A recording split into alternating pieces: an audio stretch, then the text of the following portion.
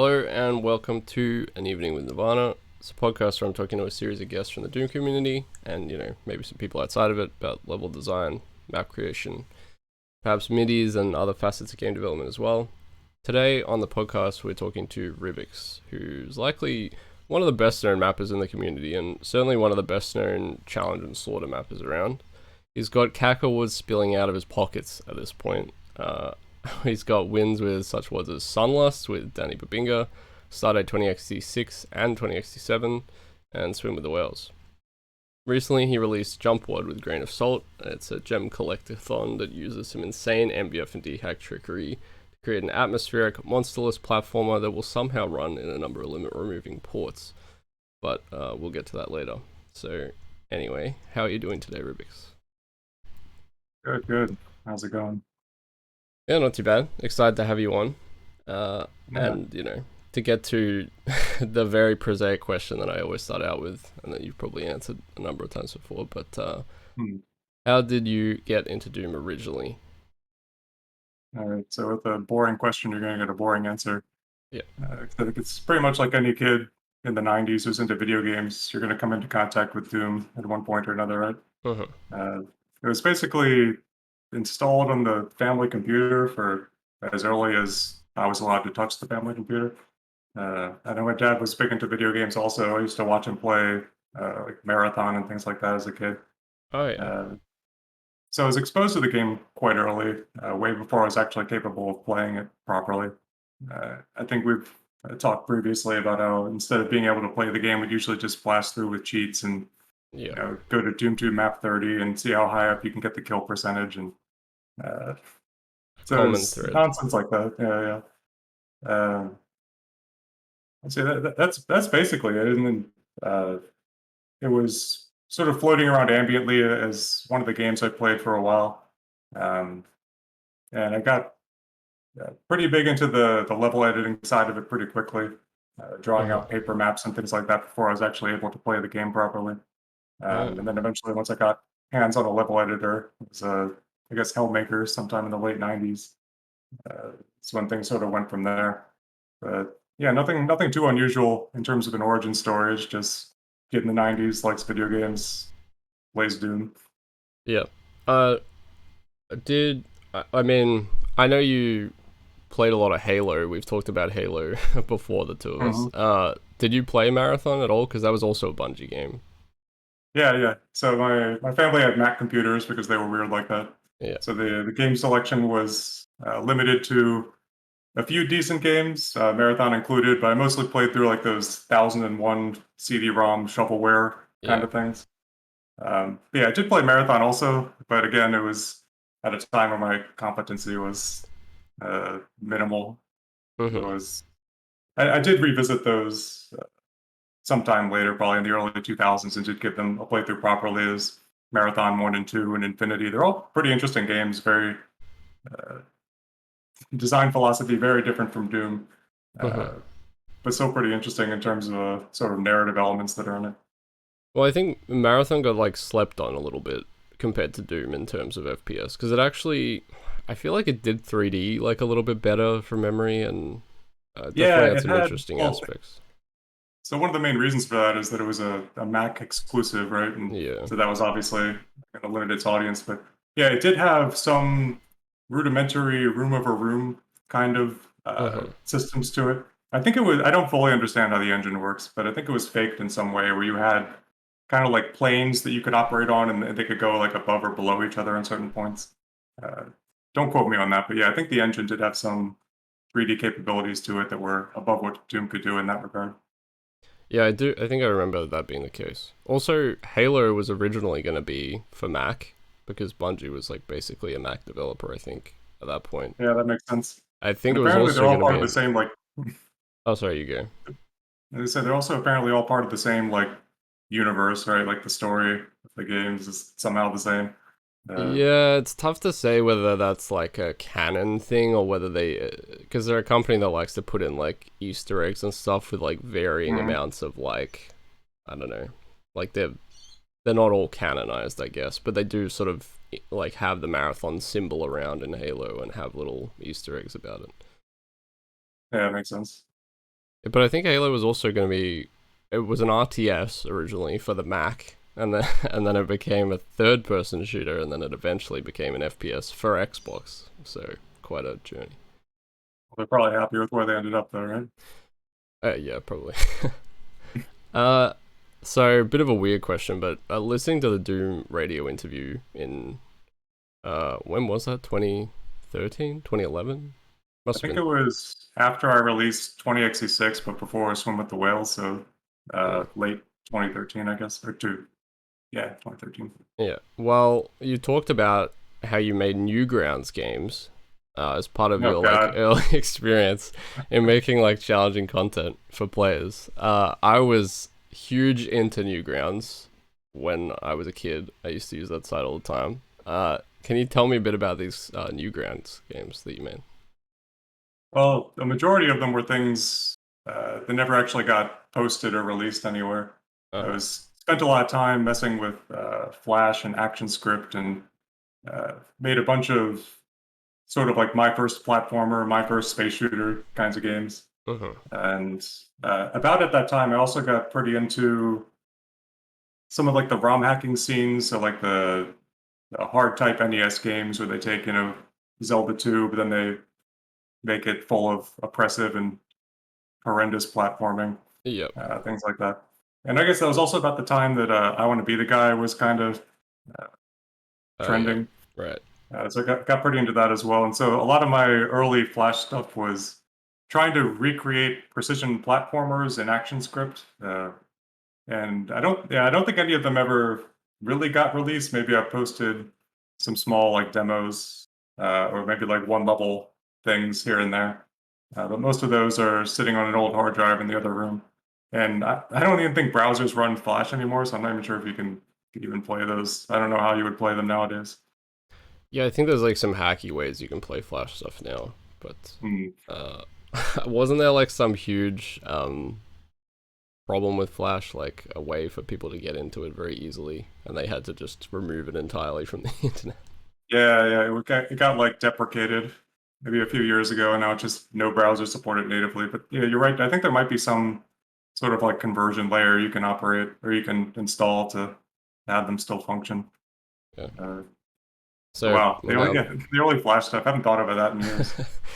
yeah, I heard it in the interview, and because I was like, I mean, like the animators on Newgrounds and stuff were like my heroes when I was a kid. Like I thought what they did was Mhm. so cool. So I thought it was interesting that you made Newgrounds stuff. For sure. Oh yeah, I did briefly try like the animation thing as well, but it turns out it's quite a lot of work. And, Yeah, it's like all you frame actually, by frame stuff, and oh yeah, and there are definitely there are sort of like methods and ways to learn it, but it's a lot more work than I thought getting into it, I guess. And that was sort of why the a lot of the games I had made for Flash kind of petered out as well, because you can get to a stage with a prototype where it's, you have your boxes and the boxes move around and they shoot other boxes. mhm. But then you actually need to start drawing, assets to make it, you Yeah. know, something proper. And that's not really, I'm not a talented, visual artist in that way. So that's sort of where things stop for me most of the time. I mean, I think with game design in general, you sort of very quickly realize that it's like uh, sort of compiled from about 500 different talents in Mhm. one.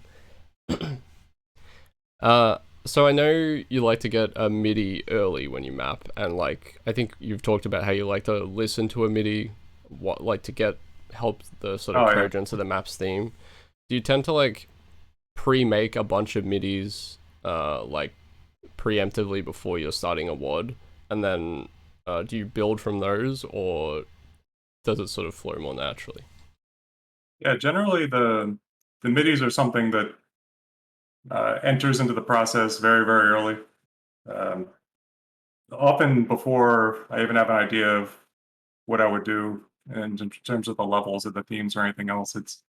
I had a folder for a while just sitting on my desktop that was labeled something to the effect of like MIDI to make maps for, and Mm-hmm. there'd just be like hundreds of them in there. Because I would go through all these. So I'm a pretty big fan of like Web 1.0 web rings.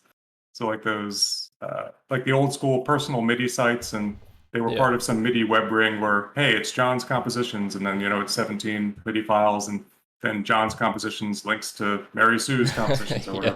whatever. And so I would go through those sites quite often, uh, download all sorts of old stuff, and then of course there's things like VG Music or the GeoCities archives, and Yeah. anytime I come across something I thought was sort of evocative, I just throw it into a folder there. And if I'm sort of questing for inspiration, I'll just go through that folder, start listening to things, like, this one, would fit this kind of level, or hey, I like these two, they're kind of similar. So oftentimes the seeds for a project could start with the MIDI before I even know what else I'm going to do. And yeah, you're right. I do once sort of decided on a MIDI for a map. Uh, in the initial phases of putting the map together, I'll basically have the MIDI on repeat, and so by the time the map actually gets to a point of being playable or releasable, I completely hate all the MIDI. Obviously, because I've been listening to them Yeah. for hours, but I think it does. It sort of keeps you in the right headspace. It keeps you on track for uh, the visual composition for uh, feeling like it meshes with whatever vibe is coming off the MIDI. Uh, Hmm. yeah, so I've had, that is correct. I guess is that something I said in that old interview, or is that just something you picked up on? I think it's something we had talked about previously. Okay, I'm not yeah, sure that if makes it's in that sense. interview. Yeah. But when did you sort of start tinkering with MIDI in general? Was that it was something that you did just for like compositional purposes outside of Doom, and then you had that knowledge Oh, already, or? yeah, so I've played guitar for as long as I can remember, probably 20 something years at this point. And it was initially just a tool to, you come up with some melody or whatever, and you want to not forget it. Uh, so you could either, throw a mic on and just record it, or just sequence it into MIDI. So that was the original purpose I had downloaded it for. But naturally, once you have a new tool, a new toy to play with, uh, you can get into just messing around with the MIDI instruments, and so it just went from there. Hmm. So when I talked to Tourniquet, he talked about your collaboration for Nova 2, Anemia, which, Right. yeah. He said it was like a pretty formative experience for him in terms of building like his non-linear style of mapping, because he talked about how like he built a part of the map and then he sent it to you and you kind of opened the whole thing up and made it have like a couple of new routes, and to him that was like a pretty important thing in like as a learning experience. So I guess I was interested to hear like your side of working on that map, and if you sort of remember anything specific. Yeah, I think I remember uh, the specific area he's referring to. Even so, it was like the sort of underground area in the north side of the map, maybe, and then there was another sort of disconnected area to the west. And sort of instinctually, I just figured it'd make more sense to connect the two areas, make it a bigger, more open thing. Hmm. Um, yeah, I think the process for that, I guess, Tarnigan should definitely have more credit for the map than I do, because I think he started with the initial layout, and then uh, I think maybe I messed with the texture theme for a bit, and we tossed it back and forth, and uh, I think like the genesis of most of the rooms was on his end, and most of what I did was maybe refinement or adding gameplay elements. And uh, I do recall that towards the end, he really took the lead with all the detailing around the outside, like the big blood ocean and all the little structures in there. Hmm. Uh, like that was all him. Um, but yeah, I forget how many times we had sent it back and forth. It was quite a few, but he definitely did the bulk of the work, I think. Yeah, I think like I played it sort of in preparation, I guess, for when I talked to Tourniquet, and it felt very DD inspired to me, like the combat style. I'm not sure if you remember like building the encounters for it at all, but Tourniquet Uh, did say you sort of handled most of the monster placement, if I recall correctly. yeah, I mean, what year that one was? Nova 2, was it like 2014 or 2015? It was, as Yeah, if it I'm was, not sure actually. I'd have to double check. as if it was in that neighborhood. That was, yeah, that was the years when I was pretty obsessed with Death Destiny style encounter design, and so Hmm. would check out that if it was made within that time frame. Uh, yeah, it was probably my doing there. Hmm. So listening to the Doom Radio interview, there was like, I feel like you had a lot of excitement about the Slaughter scene at that point. You had Oh yeah, Slaughterfest 3 like newly on the forums at that point, and I guess you just released 2066 and had Swim with the Whales on the back burner. And then I feel like I think we've talked about this a little bit, and like how Slaughter sort of felt like a punk rock kind of response to like the mainstream mapping style. Um, I was wondering, like, now that Slaughter's like so much more mainstream and not so much a response to anything, do you personally find it like generally less interesting to map for? uh, not necessarily less interesting, but I think maybe there's less quote unquote urgency. Sure. Like, it doesn't feel like you're making something for a particular reason as much, I guess. Mm-hmm. Or yeah, it's I guess to maybe elaborate on the point. So when I first became aware of the sort of slaughter scene and got involved in it was I guess just a bit after Slaughterfest 2011. And I mean, for all that set's flaws, it is quite wacky. You have, Yeah. Time of Death, you have GGG Mork, you have Grain of Salts, like weird, cramped copy paste maps. It almost felt like a bit of an abuse of the term, but it's almost like a little outsider art scene Like a as far Dada as Doom movement maps for go. Doom. Yeah, yeah. Yeah, I guess that's an abuse of the term, but it's something analogous to that.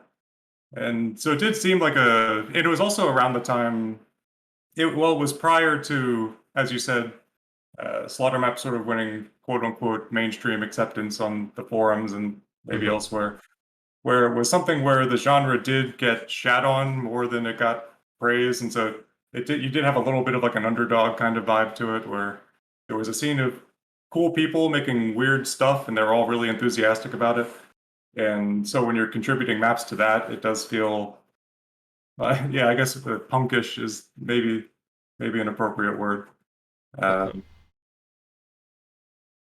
Yeah. and yeah, so like Slaughterfest 2012 development is probably my most vivid memory of that. Like the thread for that was quite active, where someone posts a map and then you'll get three people posting demos or whatever and giving you detailed notes. And uh, like I think for my map 30 in that project, I posted maybe like 8 versions of it. And with each version, I would get pages of notes from Jario or someone else about things that could be improved or fixed or whatever. And so it felt like a bustling little scene, I guess. Yeah. So it definitely adds to the enthusiasm for making maps in that style for those types of people. Mm-hmm. Well, I think Slaughterfest 2012, because 2011 is like, it's a bit more burgeoning, like, it's definitely a lot more rough around the edges than 2012. Like, 2012 Mhm. these days obviously still looks a little bit rough around the edges in places, but to me that's kind of the, like, I don't want to say the epitome, but it encapsulates like what I picture that looser Slaughter of the time, and like the Well, people like Todd and stuff. in some ways, it's almost yeah. In some ways, it's almost the opposite. Where Slaughterfest 2012 is almost like the convergence of multiple slaughter styles, sort of coalescing around the sort of set piece sequence of gauntlets style, Yeah. uh, which dominates through 2012. But in 2011, it was you could call it burgeoning, but I would say it's a bit more. I guess there's a bit more variety. You had Mm. more open maps and more gimmick maps, and Right. Yeah. also, yeah, a lot of that is attributable to sort of padding the map count, where they wanted to get to 32. So there are some maps in Slaughterfest 2011 that are quite scrappy, and uh, Yeah. And well, and then you get to 2012 and it's 35 maps, I think, with that, because it ends with that amazing Time of Death map. It's like one of my oh yeah, favorite Slaughter yeah, maps. yeah, KSP is like all-time top 5 slaughter map easily. It's You so could be good. put off by the first sequence of rocketing imps for 40 minutes or whatever, but Well, funnily it's enough, kind I of, was put off the first time I played it, but then, well, I mean, I loved the rest of the map, but yeah, that pit at the beginning I didn't enjoy. But then when I replayed it, that part of the beginning is actually, it's actually quite a good build up to the rest of the map. I don't know. Maybe I just enjoy like that kind of weird, I, repetitive kind of gameplay a bit more these days. But I actually quite yeah. liked it when I replayed it. And there is, I mean, depending on your relative abilities as a player, it is non-trivial, I guess, in terms because you get like no health through the entire sequence, right? And so Yeah. you got to place rockets well to get rid of all the imps, and you need to like continue accruing rockets for the Hmm. larger batches of imps later, and you want to also avoid taking splash damage. And it's sort of a perfect example of some of the time of death slaughter ethos, where it's not so much to have a skill, but it's the ability to execute it consistently, which I guess is in line with his the demo centric nature of how he thinks about Hmm. playing and mapping. But yeah, so in addition to that, like yeah, obviously the rest of the map is probably more interesting to most people, but I do actually really like the opening imp sequence. Uh, and also the fact that the MIDI for the map is the intermission MIDI, which is like 5 seconds long. And so It's, you have this like experimental metal uh, 5 second loop playing repeatedly for like a 50-minute map or however long it is. it's a very Todd thing to do, really. Yeah, it's great. I mean, you talk about demo centric, and I think back then as well, with 2012 and 2011 and all that, I think the forums in general were a bit more like demo centric. Like when there were slaughter things coming out, it would be like the thread would be like littered with FDAs from people would play the stuff and just throw a demo up kind of thing. And I think that maybe helped growing the scene a little bit. The fact that people were actually playing things Yeah. with such immediacy and then commenting on them. Well, I think that still happens now, but just the medium has sort of changed because you go through wads and mods now, and someone posts a map set. There are people who frequently post like YouTube playthroughs, or they'll Yeah. do things on Twitch or otherwise. And so I think I think that the energy is still there. It's just that the medium has changed from demos to commentary videos. Whether or not the magnitude of those videos corresponds to the amount of demos you might have gotten back then. I don't know, but I'd be hesitant to say that that's gone away. Yeah, no, I think you're probably right about that. Uh, so I want to talk about what's probably like your best known work. I'm talking, of course, about Bashimi.word. Uh, what? Steve Buscemi. Yeah, why did you make Bashimi.word? Uh, when did I make that? It was like 2012. I think Uh, so. I think I have a pretty low filter for what I'll post or what I'll release, or uh, and I, I don't know. I wasn't prepared to talk about Buscemi.wad. I didn't think you would be. To be fair, I thought it would be Because a good one out of the I blue. think the map itself is just like it's a couple square rooms, and then you hit a switch, and then it's like 5,000 Hill Knights flood the room, right? I So think it's so. I think yeah, if I were to post something like that now, it'd probably just be viewed as a shit post, right? It wouldn't even be I considered. think they would, because it's you. They'd probably think you were making some kind of statement. I think. Oh no, that, that's even worse. Uh, I don't know, but I think it's not so far out of line with uh, back when I was just making kind of silly single maps back then. So like, I also had one that was called like tessellations.wad, and Yeah, yeah. it's just an open room with some dumb shapes, and you go through some dumb looking tunnels to more dumb rooms, and you fight some dumbly placed enemies, and then there's like a silly Puyo Puyo MIDI in the background. But I don't know. So I think it's sort of just in line with that, where uh, in that phase of when I was coming back to Doom and mapping in the early 2010s, there was it's fun to open the editor and draw shapes and just have a good time, I guess. And uh, Yeah. I mean, it's I feel like this is a much uh more like intellectual answer that I was expecting about Buscemi Dotwood, to be honest. So, you know. But that was I'm just sort of stalling, I guess, because I don't have a real answer to explain it. That's Other, fine. other, other than I'm a big fan of Steve Buscemi as an actor, and for He's a some good reason he actor. has like he's got a very peculiar look to him. Some of his headshots and Yeah. it's, Well, he carries Reservoir Dogs, him and Harvey Keitel, so, you know. and uh, I don't have a good answer for why that exists, and But but everyone other should than that, play it. I clearly thought it was funny, uh, and it exists because it was fun to make, and maybe it doesn't need another reason. I think that's totally fair. But, I mean, the same year you came out with some lesser known woods. Yeah, so maybe it was. Yeah, it must have been around that time, because Stardate 2066 and Swim with the Whales, they came out in the same year, I think, as Buscemi Dotwood, the Uh, Titan. Uh, so both of these WUDs, they use really strong, unique palettes, and like the palette here sort of drives the aesthetic, which is common with your stuff. Is a new palette along with sort of midis as you talked about? Is that often the impetus for creating a WUD, or is that something that comes like slightly into the process? well, despite being one of the most notable features of this set, I don't think it was really the primary, essential creative element of it, really. I think the palette modifications were because around that time I was like in 2012 and earlier, I was still using XWE for, adding Oof. textures and whatnot.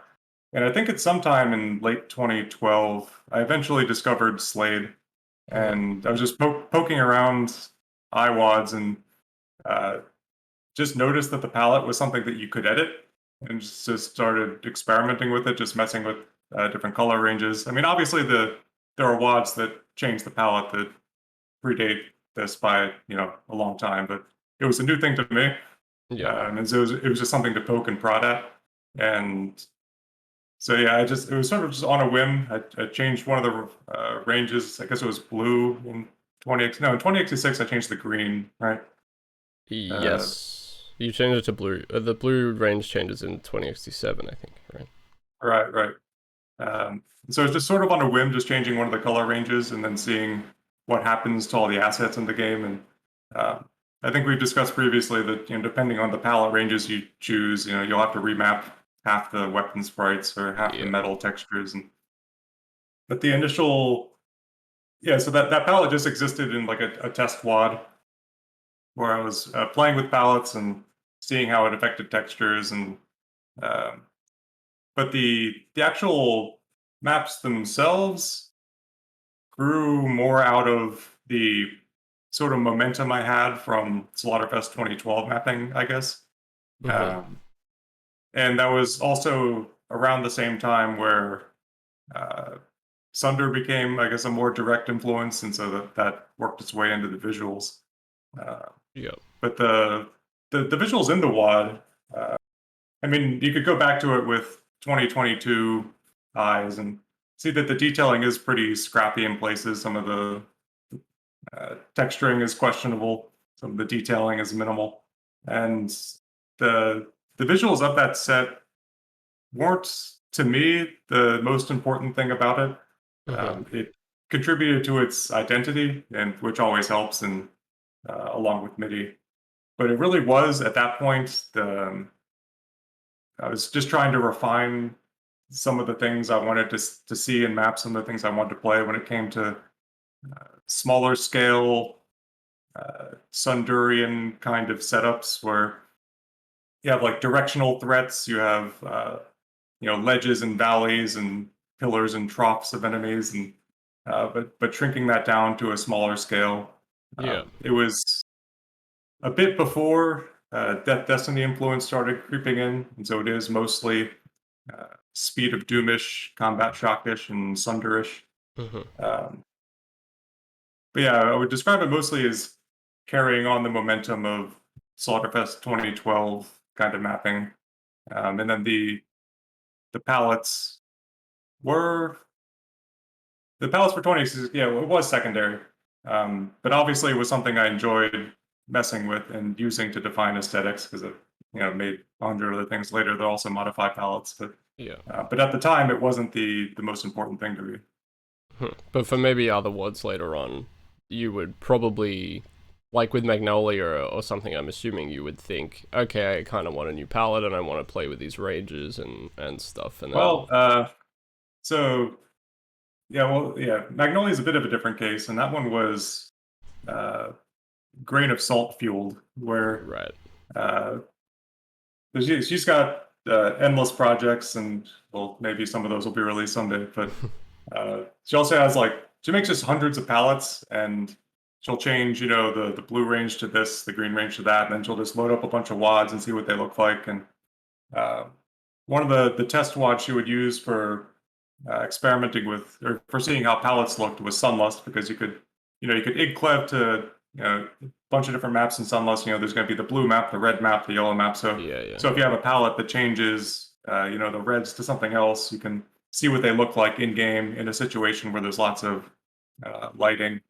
Mm-hmm. And so I think it was so the teal range for Magnolia was part of a grain of salt created palette for no particular purpose. She was just messing with palettes, and she had sent me some screenshots of Sunlust Map 27 using the teal palette, Oh, yeah. and there was something about how all of those green bricks and all the various green textures just adopted this sort of like frozen, kind of desolate look to them, which was really attractive.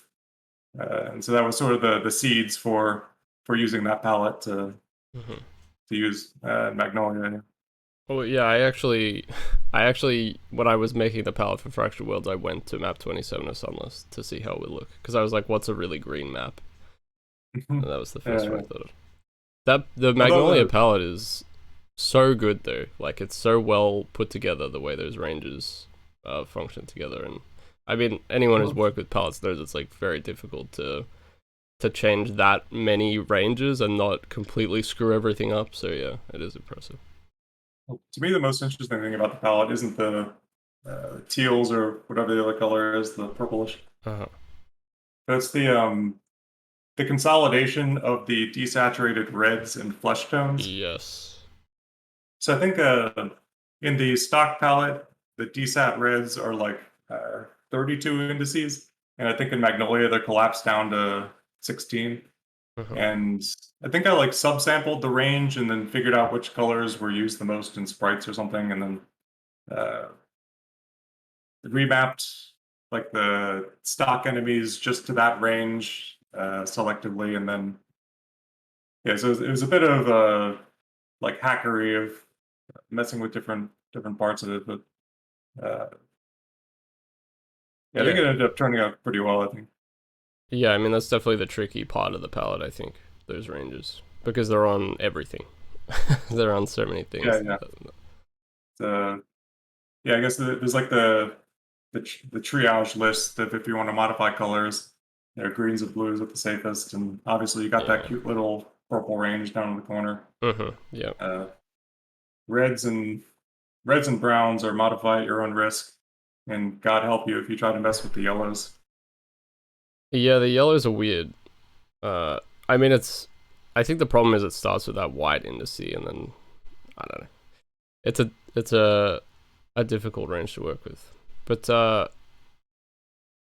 I guess moving on to a bit of a different topic outside of palettes, but with Stardate 20XT6 and a lot of your latest stuff, like Sunlust and Magnolia, they still get described as slaughter wads, which that word is obviously thrown around a lot. Yeah, that's fine. I think the community's concept of slaughter has ever, is sort of ever changing. Has that sort of labeling ever had any impact on the kind of stuff you're making? Like, do you ever consciously try to like avoid it when you were making stuff later on? I think I might have been more sensitive to it back then, way more so than I am now. Right. I have a recollection of releasing Crumpets maps, and there was some map in the set where, I mean, the map has like a total of like 70 enemies or something, Yeah. but still someone described one of the setups as slaughtery, where there's like 5 demons and 2 revenants. Yeah. And so it's like, but I understand what they meant though, because the setup was a kind of typical, you walk into an area and then there's like 2 directional threats that appear in a manner that resembles what you would see in a slaughter map. It's just like shrunken down quite a Hmm. lot. And obviously the line between that and just like a bog standard, trap is blurry. Um, but I did understand what they meant, and it got me thinking a little bit about when people say slaughter, it's sort of a broad category of maps referring to sort of different stylistic elements of how monsters are presented, how progression is organized, and um, you could break it down into like subgenres, and maybe that's the most sensible way to do it. I think the people use the term like macro slaughter, right, Yeah, to right. describe like Aku block maps and things like that. Um, so you could do similar for like slaughter light is also a term I've heard. Yeah. Um, so I have no problems with the label because you can always, append more granularity to it if Sure. you insist. Um, Gotcha. Yeah. as to whether or not the label impacted what I would make, I don't think so. Um, Hmm. it, I guess sort of continuing on, I suppose, with regards to like uh community commentary and stuff. um, you revisited like the purple theme with 20XD7, sort of quite a few years after the original came out, and you said, uh, well, I'm not sure if you said it publicly, but more recently you've definitely said that you somewhat like regretted titling it 20XD7 and indicating that it was a sequel when really you wanted those maps to kind of stand on their own. oh Uh, yeah, they have like they share very little DNA with 20XT6 in terms of the philosophy for how the maps are designed. mhm. Um, the kind of things I found interesting were completely different between those two sets. Yeah. So 20XT7 was originally its working title was Velvet Blood Mission, which ended up being the title for map 4 in the WAD, I think. Mhm. Um, and yeah, I don't recall the exact. Uh, Actually, I do. So the palette for that one actually started off first with modifying the yellows and browns slightly, and I was messing around with some Egyptian texture packs or something. Um, and so I was looking to make maps with a more sandstone, brownish kind of aesthetic, and then I had added in the sort of royal purple in the blue range, which I thought complemented the new yellows and browns quite nicely. Mhm. Um, but obviously, it ended up sort of panning out in the reverse, where I didn't really like what I was putting together in that theme, and I was noticing that when you convert an entire range from one color to another color, you get a lot of textures for free. Like Yeah. if you go to CC Vortex, you'll get like blue variants of rock red or Yeah. Yeah. goth light or whatever. And now that you've changed that range to purple, suddenly all those textures are slightly new. It's something you can play around with. And so the maps ended up developing sort of in the reverse, where it was meant to be something yellowish and brownish with purple as a complement, but after looking at the textures and playing around, purple became the focus. And so I started making maps with those. Oh, and also, okay, this is coming back to me. This is things I've not thought about since 2015. Is Uh-huh. that the purple range in 20XT7 was actually floated as a candidate for replacing the blues in Sunlust. And it was something that happened Ah. towards the end of development of Sunlust, where basically all the maps were done. And it was around the same time where I had to start messing with the palette because map 17 looked horrible in software graphics. It was the same Yeah. time that I also started playing in software instead of OpenGL. So lots of transitions here. Mhm. Um, but yeah, so I had in at the same time that I was messing with the flesh tones to try and make map 17 look better in software, I was also floating the idea of, hey, what if we change up some other colors? And so I put together, yeah, that purple range, uh, and then put it in the palette, sent it to Danny. We looked at the maps, and we sort of concluded that it didn't really fit with the identity of Sunlust as a whole. And it makes sense, right? Because if you already developed the maps for the stock palette, and then you try and phone something in at the Yeah. very end, yeah, it's not going to be a great fit.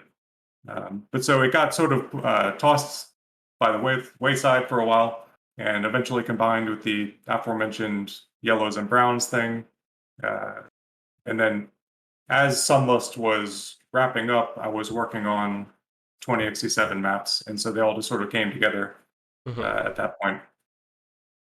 And I suppose with that WOD as well, I feel like I remember there being like uh, a lot of people trying that WOD on, including myself, trying that WOD on Ultraviolence, who maybe shouldn't have tried it on Ultraviolence the first time.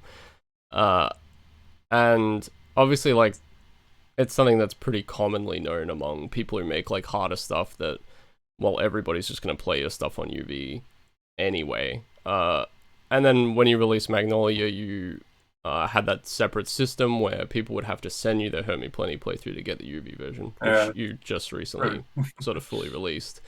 Yeah, I wonder if you could talk just a little bit about like dealing with people playing your stuff on Ultraviolence when maybe they shouldn't, and sort of managing player expectations in that regard.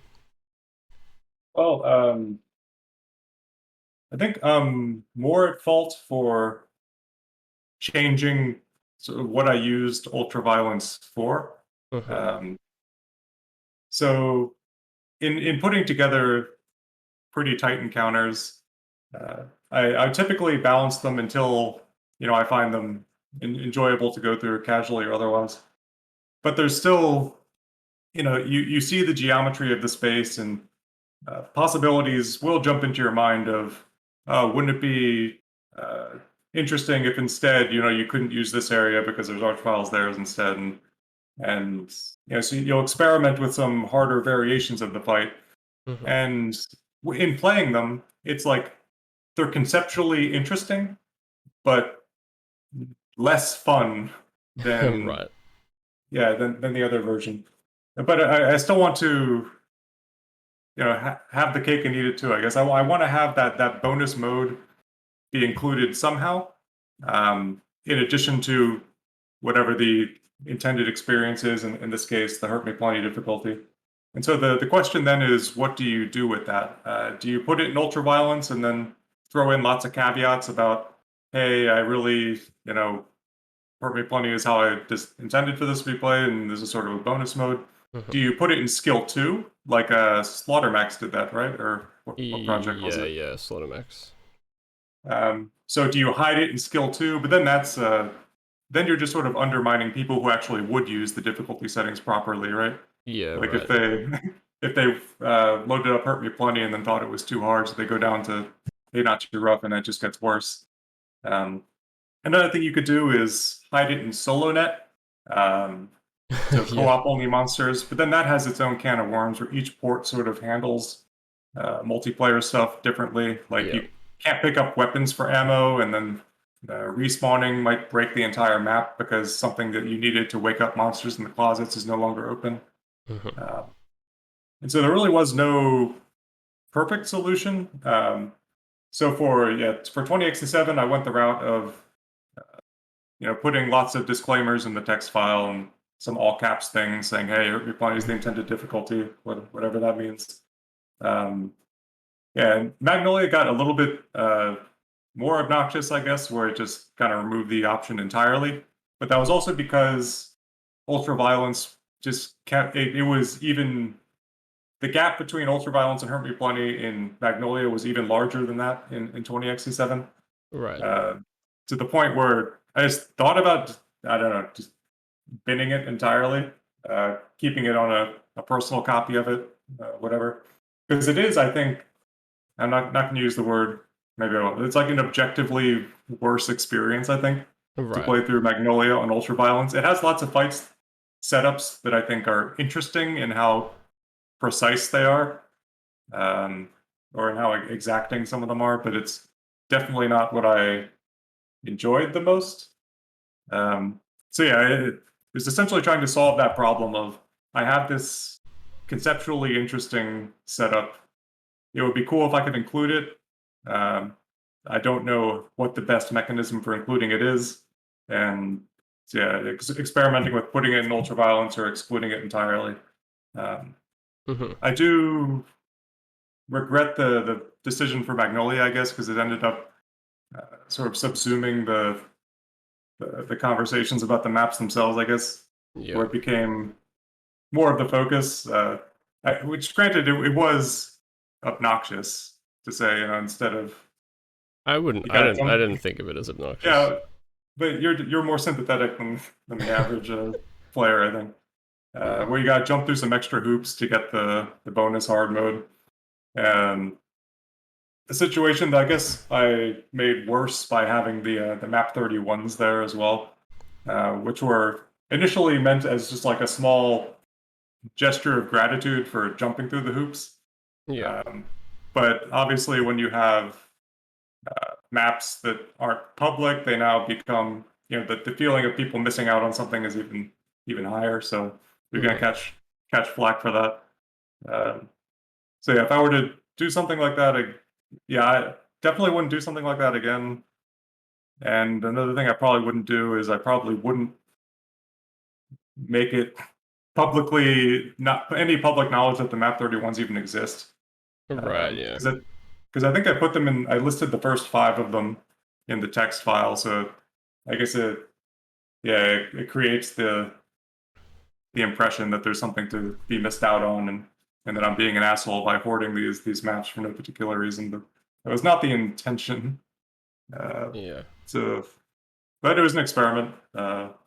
I mean, for Is what it me, is. I like it almost goes back to what I was talking about with the FDA thing and people sort of recording their gameplay and posting it in threads and stuff. To me, it felt more like just like a fun community thing where people would come in and like play the maps and you get to see other people playing through them, or like if they record it on Twitch or whatever the hell, and then you know uh and then like this also highly like personal thing of getting a map specifically made for you from the WOD maker is like a really cool concept.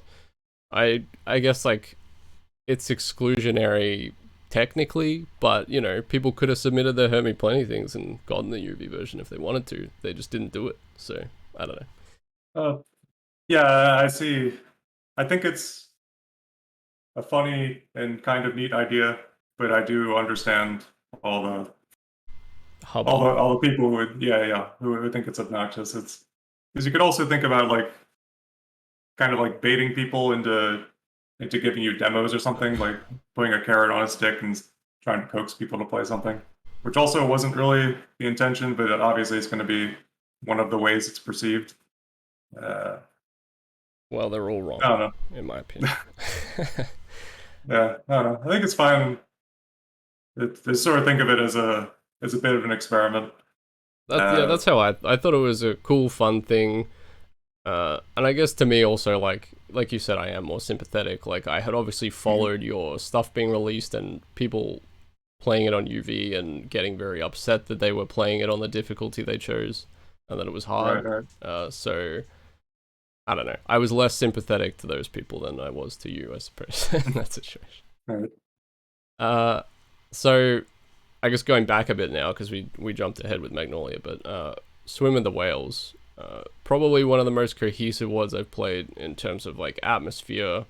I think the midis are really well selected, and you have that map too, which is sort of quite iconic now with the that Donkey Kong Country midi, and it adds to this sort of watery theme that you had going on. Uh, what was it that sort of determined the general feel for those maps initially then? Was that the palette, or was it the midis, or was that were you still sort of in that era of it was all gameplay and then everything else came after kind of thing? think there's two different answers. So uh, it's the latter for map two. For map two was a pure sort of gameplay thing. Like if you look at the map structurally, it's almost identical to Stardate 20xc6 map 6, where it's a ring of set piece encounters that go around a center set piece encounter, Hmm. and you can do them in either direction. And uh, yeah, so those were still yeah. So map two was still in the same mindset as 20xc6, whereas putting together set pieces. In the case of, I guess the difference at that point is that they started getting a little bit more difficult, and I started, well, yeah, so I also started introducing the idea of letting you see an entire fight before it starts. So, the 242 sectors blocking everything. And that was actually part of my justification for amping the difficulty up a bit as compared to 20xc6 is extending an olive branch to let people study a room before it starts, and Hmm. therefore you can sort of expect a bit more from them. You can uh, there'll be the perception that the first few failures will be more so their fault as opposed to a fight starting and then they just die because they didn't know what was going to happen. Yeah. Yeah, so map two was still very much gameplay driven. Um, map three was a bit of a different beast, where primarily it was still gameplay considerations. It still could be broadly described as a sequence of set piece fights, but there's a Hmm. bit more of a connectivity element where like there's the central oppressive cyber demon that bears down on like Yep. every square inch of the map, and that was a Skepland pickup All from right. map. And map one of that has the cyber demon from across the map, and you can get shot at from all sorts of different places. So I wanted to take that idea and so just run with it a bit farther. And so I designed all the opening areas to be generally connected, such that the cyber demon could shoot you from a bunch of different angles. And uh, and so the set pieces were organized around that sort of idea. So you had the central building, then the cyber demon placement, and then the fights were sort of positioned to weave through that. And I guess in terms of atmosphere, that was sort of up in the air for a while. I'm not sure how long it took for the whole look of the set to come together. I know it had like a brighter sky for a while before settling on the whole, uh, black backdrop that's become Mm. quite I quintessential to the genre, I guess. I had actually, well, I hadn't wondered about that specifically, but when you look at the map in the editor, it's actually quite bright. I think it's like mostly 192. So was that due to that, or did you do all the brightness levels after picking this guy? I know it's also part of it. It's also the UAC Ultra problem, where your texture set that you're using, all the textures are so dark, and Right, right. so going below like 192, 160, everything turns into gray or black. Sure. Uh, and so part of that was that, and yeah, so I was un the sky wasn't chosen until like the final hour. I was experimenting with some of those blue ones from CC4 or some other things, and Hmm. nothing was looking quite right. But the good old Black Void is there to save us. Yep. I think we've talked a lot about how you can basically make any map look twice as good by just putting like a black sky or like putting it in a void. Yeah, I mean, So, it could be bordering on cliche at this point, but if there's one thing the Doom engine does really good, it's fading to darkness, especially software graphics, where yeah. uh, I don't know, you could just make such beautiful compositions. And if you want negative space, it's really easy to have regions fade off into black on the side. And so you have sort of structural elements that compose the scene, and then you can clearly define. You can take away all the visual elements that you don't want distracting from the central structures. And if you have like a Fulbright map, uh, you're always going to have that backdrop of like mountains in the background, or Hmm. there's always going to be something visually there. But when you have the black or something comparable, it's like a simplification of the visual scene, and it allows Yeah. you to make the elements that are there, stand out more, make them more striking. Uh, Yeah, I mean, I think it helps also like elevating the contrast that the engine's really good at in terms of lighting. So, and also like if you're using brighter palettes and stuff, it helps to have that backdrop to contrast those colors against it, so that mhm. they pop more and etc. Uh, Yeah. it's really interesting to hear actually that central cyber was such an important part of Swim with the Whales, because I mean, obviously if you look at that map you can tell that you must have planned that cyber early and then built around it because Mhm.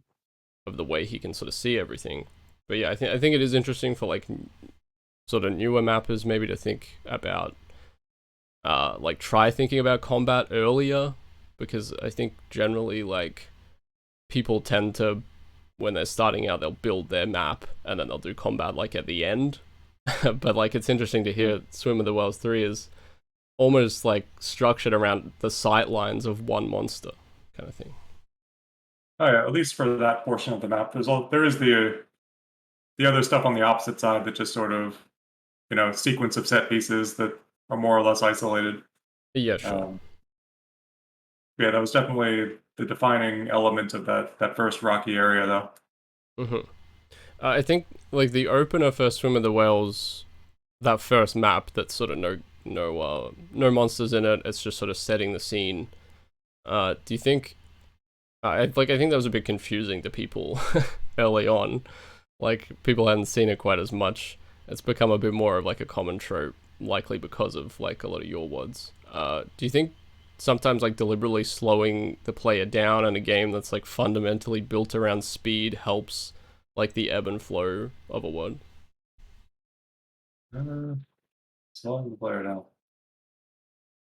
Or like having these moments of like quiet and stuff, like these bookend maps that sort of help the Yeah, I guess WOD like have a bit more of an ouch. I could describe how I was thinking about those maps. So, I mean, it's comparable to like, you throw on an album and there's going to be that 30-second track in the beginning that's like ambient noises that builds up to however the first track of the album starts, right? Mm-hmm. And so I was kind of thinking about it the same way, where um, something like Swim with the Whales Map 1 or Crumpets Map 1, or I'm not sure if I've done it other times, but it lets you sort of soak in the theme of what things are going to look like before actually engaging you and asking you to do things. Mm-hmm. Um, which, yeah, it's not like a gameplay contribution to the set, but it could be that 30-second preamble of just getting you in the right headspace for here's what you can expect from the next two things, and a preview of the aesthetic and what the overall music atmosphere is going to be like. So it's more of a like a map set structural thing, I guess, which Yeah. I just think I like the concept of having the introduction, and there's also so you could bookend the other end where you have the little maps at the end, the credits maps, or the thanks for playing maps, or the please don't go into underhalls map. Yeah, that's usually my Yeah, reason. that's usually the reason. Although people have done some pretty cool things with that, where I think like the Doomer boards projects, they usually have like elaborate credits maps that are Yeah, I pretty think fun to Skill explore, Sword like as just well, in their right? own right. The Punch Out one, and is that Oh Vanguard? yeah, the Vanguard, yeah, the Punch Out map. That's great. Yeah. Yeah. Uh, so moving on to Sunlust, Danny said when I spoke to him that Sunlust was sort of basically born from like a Demon of the Well post saying that the two of you should work together, and you ended up sort of DMing him on Doomworld, quoting that post. He apparently had like looked through his DMs and found this stuff. What are your memories of like the beginnings of Sunlust? Uh, that sounds like a fun origin story. I'm not sure if it's uh, completely accurate, but if he has the DMs to prove it, The maybe it is. receipts, yeah.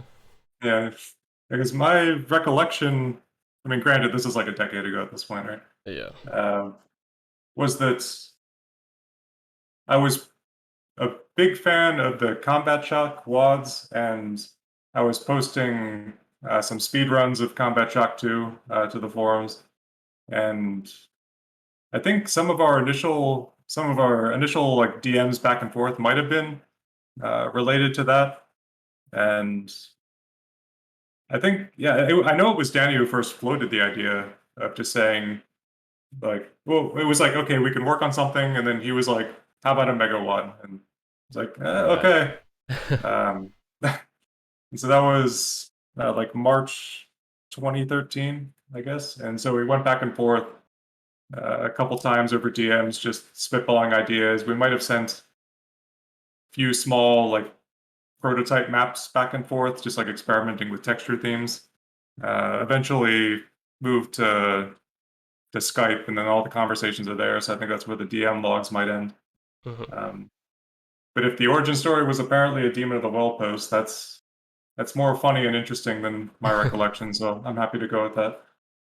Well, I think that's what Danny said at the time, anyway. He also said that you guys were originally going to work with Moldy for it, the guy who made Going Down. For people who don't know, he said that originally he Really? was on board to do something for it, and then I think he ended up not being able to do it. But maybe you don't recall. This is. I know. Yeah, Danny was a huge fan of Moldy's The Eye, Mm. and uh, that specifically that type of like the sector flesh detailing. You can see lots of Danny's Sunlust maps use the same Yep. sort of detailing motif. So it wouldn't surprise me if uh, they were communicating back and forth. I don't recall talking to Moldy directly about it, but again, this is a decade ago, Yeah, of course. um, and I haven't dug through those messages since then. Um, This is uh this is my final Danny tidbit. Was that he told me that the first map you built for Sunless was map 23, and he said that you messaged him and you said, I've built map 23. And he was like, he didn't understand how you could have known it was map 23 already. But yeah, I was wondering if you remember that at all and like why you decided to start with that map. uh, so, so the first maps I made for the project, one of them ended up in summer of '69, the sort of Sunless rejects. Uh-huh. Uh, it was the old map 6, and like if you look at that map, it basically looks like Stardate 20xc6 with a different coat of paint. Right. Um, and then the other one I made, which he might be referring to, or what I might have been referring to as map 23 in that case, was the map called the final map it ended up being in the set was called Black Rabbit, which I think is map 22. Um, the first version of that was called White Rabbit, and it was snow themed, very creative. Right. Um, and it was essentially, I think that was made at the same time I was making Swim with the Whales maps, and it Uh-huh. has the same sort of, what do you call that shape? Is it like a billet or something where it's like a circle with a little spiky thing? It's got all sorts of those shapes. And it was snow themed, and it played pretty scrappily. Um, and yeah, so I think that was probably what I had built into that slot was that the snow textured swim with the whales kind of thing. Right. Uh, I wonder if Danny mentioned that. Yeah, one of the few. There was like a going to be a snow episode in the set, but then it got tossed for looking terrible. Well, we Um, we did talk about map 24 because I had played Summer of 69 and map 24 was originally snow oh themed yeah, for that one, yeah. gloomy glacier becoming dying on cue. Yeah. Um, But beyond that, here's I guess funny trivia is Danny had an unreleased snow map and never made it into anything. It was called Cryogenics actually. Oh wow. Um, There you go. it was going to be like I don't know somewhere in the 20s, somewhere around the snow map I had made, and I still have a copy of that sitting on a hard drive somewhere. It was like a big. It was similar to Black Rabbit but larger scale and had some classic Danny Slaughter stuff in it. Mhm. Um, I think that one got binned pretty early. Uh, I don't recall exactly why, but I still got the file. Yeah, I know. I think you were for Sunless. You were making your maps at that point for Hurt Me Plenty, and then doing UV after the fact. Is that right? I don't think that's right. That's not I think right. um I think Sunlust I was still well because so despite the fact that I'm pretty, you know, skill 3 is the intended experience nowadays, Uh huh. back then up until like 2016 that wasn't really the case. Like Yeah. starting at 2066, for example, basically doesn't have difficulty settings. I was still on like I myself was in like the UV or bust kind of mindset. Sure. So 2066 and was basically, yeah, UV only. And then there were some minor changes on Hurt Me Plenty. And I don't think there was any changes at all on skill 2. Mm-hmm. Swim with the Whales might have been a bit more dramatic between the skill settings, but it was still a uh, UV first kind of development. Yeah. And then Hurt Me Plenty was designed as a nerf in the standard way. Well, I know that And the cyber is a mank. I think on Hurt Me Plenty, so it's quite a big nerf. oh, that's criminal. I should I should have kept the Cyber Doom, but just added more health or something. Yeah, maybe. Um, but I think Sunlust. Uh, I remember after the WAD was released in 2015, it did get some people describing it as something where the difficulty settings, it's a WAD for everyone. If you think ultraviolence is too hard, they put just as much effort into Hurt Me Plenty, Right, which right. is not really true. Uh-huh. We definitely started with ultraviolence as the de facto experience and sort of nerfed it from there. But what I can say is that we did playtest quite a lot, and we each playtested all of the settings on each other's maps. Mm-hmm. And if we thought something was too easy or too hard, we would make edits if it was our maps or make suggestions to the other person if it was their maps. So there was a good bit of effort in that regard, but I don't think it was quite to the degree that some people have described the set as. Like Sunlust is better on ultraviolence than it is on Hurt Me Plenty. That's just a sort of simple fact that the concrete ideas behind the encounters in many of the fights exist on ultraviolence, and some of the crucial elements are sort of removed on Hurt Me Plenty, I think. Yeah, yeah. Sure. There's also some weird incidences where uh, certain fights could be slightly harder on Hurt Me Plenty, where Hmm. maybe it's less difficult to execute, but what you need to do might be a bit more obscure. The specific example I'm thinking of is uh, map 17, the womb, the second fight after you teleport over to some little area where there's a cyber demon and like barons Yeah. that pop up. And, I think the Hurt Me Plenty version of that, maybe it removes the cyber demon and puts in even more barons. So the fight Right. becomes less insta-gib, but now you have less space to move. So it's 100% more consistent than the ultraviolence version, but you kind of have to know what to do going into it more Yeah. so than the ultraviolence version where you can improvise and set up infighting. So there are some slight missteps like that where the Hurt Me Plenty version might actually be a bit worse than the ultraviolence version. Um, Well, cybers are always like a little bit scary to remove for lower difficulties because they do often make fights easier just through like infighting and clearing space for you and stuff. yeah. That speaks to that possibly being a poor idea. Hmm. That is interesting though because I mean I was gonna ask like that is certainly the perception of Sunlust. I think that if uh if this was a Nirvana album, Sunlust is your Nevermind, right? It's like it always feels like the more accessible kind of like Ribbiks and Danne would really, but it is interesting to hear that like that wasn't necessarily your goal going into it. Right. But yeah, so I'll reiterate that there was effort and diligence put into playing through the lower settings, making sure they were still fun to some degree to us. Mhm. But it wasn't. It was definitely not the case like it was with my later stuff, where Hurt Me Plenty was what I focused on the most, and UV was added later, so it still was the standard. Uh, UV was implemented first, and then we make changes to accommodate lower settings, as opposed to what I'll do later, which was the inverse. But Mhm. uh, Uh, well, to a map that uh sort of exemplifies that maybe the map wasn't supposed to be catering to more casual people. Map 29, which is aptly called Go Fuck Yourself for anyone who hasn't played it.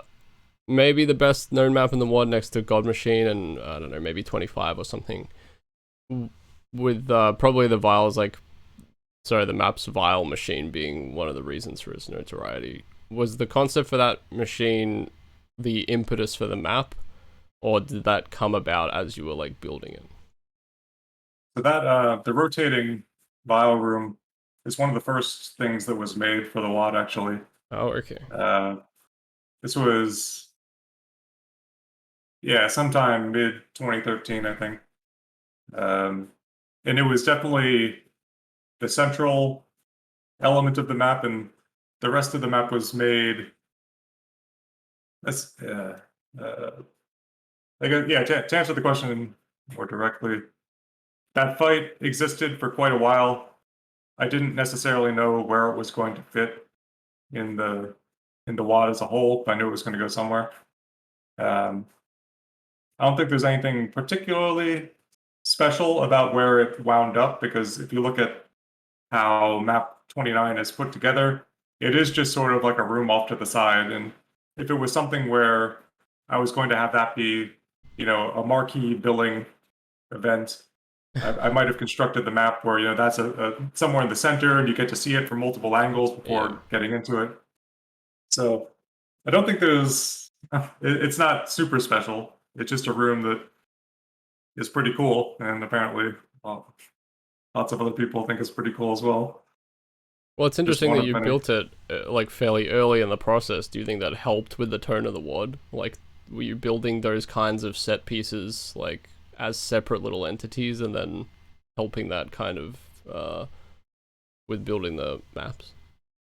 That is more or less how I put 20xc6 together, and a few other maps from Sunlust, I guess, where you have you develop your fights independently, and then you sort of stitch them together into a layout. Obviously, not every map was designed that way. The process can vary quite a bit, but map 29 was sort of partially like that, where I had that fight, and then I also had the one on sort of the opposite side, on the east side of the map, I guess, where there's a bunch of like pillars in the darkness, and like enemies run and they teleport from pillar to pillar to get into the main area, which is quite a silly visual, but it's pretty cool looking. So I think the map might have started with those two ideas in hand, and then the rest of the layout was sort of built around them to sort of flesh it out in every other direction, in the north and south directions. I could think of other examples, like Stardate 20xc6 map 5. That one existed purely as I had like 5 isolated set pieces sitting in Doom Builder, and I would rotate them and try to fit them together like Legos or whatever until I got them into like a layout. And then you do a minimal amount of like add a central area that sort of connects them together. So it's a rather inelegant approach to layout design, but it was something I was doing around that time.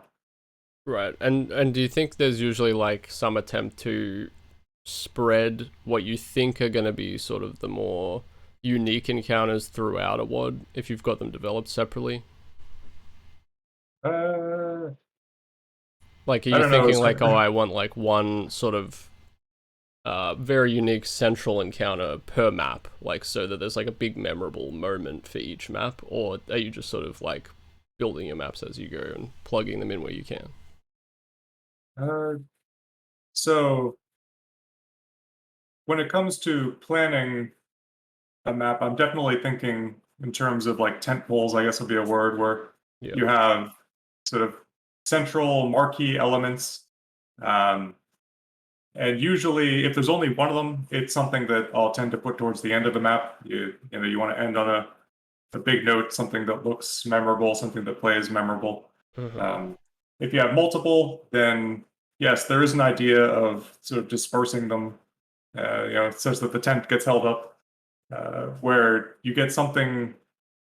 You're giving the player, something interesting with enough frequency that they or willing to stick around until the next interesting thing comes along. Right. So when it comes to planning, I'm definitely thinking about progressing through layouts and putting interesting elements in those sorts of sequences. When it comes to the practical, sitting in the editor and drawing lines, um, usually the plans are already in mind at that point, and it's just a mechanical exercise of organizing all the line defs and putting things together. Right. And like when you were making, it seems like when you're making maps these days, you have maybe slightly different goals for your player experience. But like in that Doom Radio interview, you seemed very focused on like player skill, and like you were still speed running at the time. Yeah, like what kind of challenge do you think you're trying to give players now as opposed to like back then? What's also funny is thinking about speed runs from back then and then comparing them to what people are doing now. It's absolutely insane. Like whatever I was doing back in whatever for the combat shocks or thunders, whatever. People have like beaten those times by like 30 minutes or something. Was Zero Master maybe? Yeah. Oh, like even like when Zool came onto the scene and he was grinding Sunder, he like raised the bar pretty high. And sure. Zero Master was another sort of huge bar raising in the speedrunning. I think for a while, this is just sort of tangential speculation. I think for a while, like Doom speedrunning was sort of its own little thing, and then around the time that Zero Master came into the scene, maybe a little bit earlier, it started like the speedrunning scene as it existed more largely on the internet was getting into like seeping into Doom and sort of bringing in a level of discipline that the scene didn't really have before, and being willing to grind and experiment more and to play around with strategies and to optimize on a level that was just way higher. Because when I remember speedrunning slaughter stuff back then, if you could even call it speedrunning, it was like more so like an accomplishment to just get through the map saveless. Because at that time, I mean, things like Sunder, they were still viewed as like monolithically difficult. Sure. Just with the mild disclaimer that when I was, I don't want to say I was very skill oriented back then because the bar for that has gone far beyond my abilities. Right. But it was it was combat centric back then, and it was skill oriented in that the way I was thinking about most encounters was developing them such that there existed a consistently executable strategy, but it might require a little bit of experiment to sort of arrive at what movement patterns are the most consistent. And it was a process that I found very enjoyable, very entertaining. Was you're faced with a new room, can you figure out a way to move through it such that you'll survive 80% of the time, 90% of the time. And that's what the Stardate 2066 was mostly developed with, that sort of mindset where each individual fight, I sort of play tested the heck out of everything in that WAD, where I would play the same fights over and over again until I could beat them enough times, in a row. And if I couldn't, they would be adjusted. It's definitely something that I got a bit more lax on later, but at the same time, once you make 100 encounters, you do get a better sense off the bat for how it's going to play out without testing it. And so the amount of testing you actually need to do is a bit lower because your first draft is much closer to the what your previous final drafts would have been. So less edits are necessary. In terms of what has changed since then, I think is sometime around 2016, probably mid 20x7 development, was in the sort of allure of Destiny style micro encounters and exacting little setups was starting to lose a bit of its luster, where you can keep it on life support a bit by throwing in custom enemies or something, but I Hmm. was thinking at sort of a fundamental level, I was getting kind of bored with maps that could be described, something that could be reduced to like it's a sequence of fights, Yeah, sure. uh, and it's a sequence of fights with this kind of architecture. So I wanted, yeah, so exploring a bit more in terms of atmosphere and tone, and just playing a map and feeling a certain way as you're playing it, due to the MIDI, the architecture, um, yeah, general atmosphere. Uh, Challenge components are still there. I still, in recent things, I've still made fights that have, you know, strategies. Uh, but the focus, I guess, has shifted away from that, and it's a bit more on uh, some broader level things, I guess. Yeah. Well, I mean, Magnolia definitely seems like the turning point, even though like it's arguable that Map 3 still has a lot of those same roots, but it does seem like exploration was sort of much more the focus with that one, I would say. Oh yeah, so that probably started with 20xc7 Map 2, Eastern Sun, where yeah, so like, map 2 and map 4 of that WAD. So the first like 7 maps were made in like 2015, or probably even started in 2014. I don't know. Hmm. Um, and I posted like a beta of it, and it kind of went quiet for like 6 months or 7 months, however long, Yep. and then came back with those last 2 months when I sort of rediscovered something about mapping that was interesting to me. And so I think that manifested first in Eastern Sun. It was a bit of, I guess, reducing the professionalism a bit, where having a looser filter for letting silly things exist in the map, or Hmm. off kilter kind of things, or progression that's, I guess, slightly intentionally obtuse, but I still do quite a bit of signposting, so I'm not going to say, I mean, compared to like 90s WADs, I mean, we're still, it's hard to call anything obtuse Yeah. once you play through like the Odessa series or something. Right. Um, but yeah, so experimenting with more complicated layouts and progressions. Probably started with 20xc7, but definitely hit some flavor of Apex in Magnolia Map 1.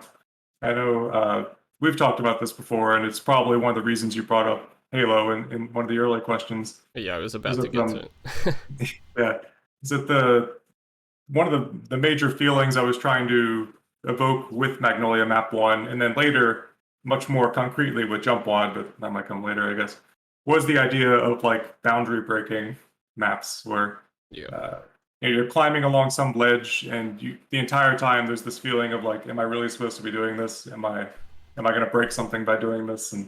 Hmm. Uh, and just building a map sort of around that idea where it's like these structures exist, and there are lots of facets to the structures. There are things to climb around. There are things to poke at.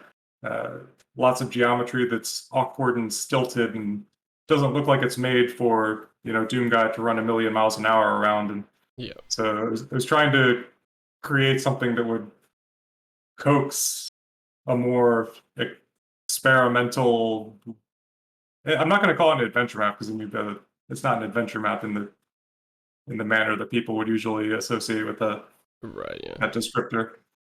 But it definitely wanted to have it kind of be like a playground of geometry that you could run around and uh, never be quite sure about what you're doing, what the consequences might be.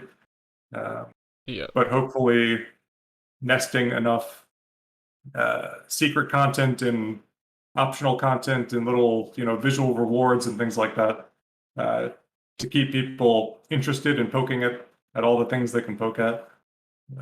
Yeah. I mean, like you said, we've talked about this a lot because like I used to play Halo 2, and like a huge chunk of my time outside of the multiplayer was just trying to like get out of the multiplayer maps and playing the single Mhm. player campaign. There were like a lot of places where you could drive your ghost up a cliff, and then suddenly you were just completely out of the map and everything was breaking, and you were seeing Oh flat yeah, trees, sprites that you weren't meant to be seeing up close. And like I like I spent a lot of time doing that too. discovering like grenade jumping in Halo was huge. Oh yeah. Uh, I think the favorite map to wander around in was Halo 2. It's the I forget what the map is called, but remember the one where you like there's a guy in a wheelchair and you like jump on the wheelchair and punch him in the Yeah, face. Delta Halo is the Yeah, so it's like the map where you're going towards that structure. So there's like the big central thing in the lake, and then there's like a big mountainous area around the outside. Yep, yep. And there are so many spots in that map that you can like grenade jump onto the mountains.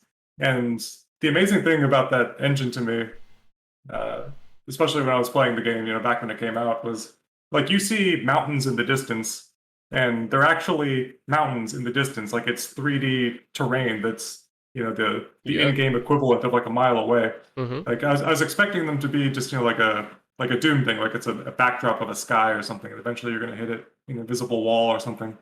But it's like no, it just keeps going, and you can actually climb the mountain in the distance, and then you see like the entire geometry of the map, and the Yeah. entire time you're doing this, like there's this unease about like the game's gonna crash at any moment. I'm gonna clip through the floor and Oh yeah. die.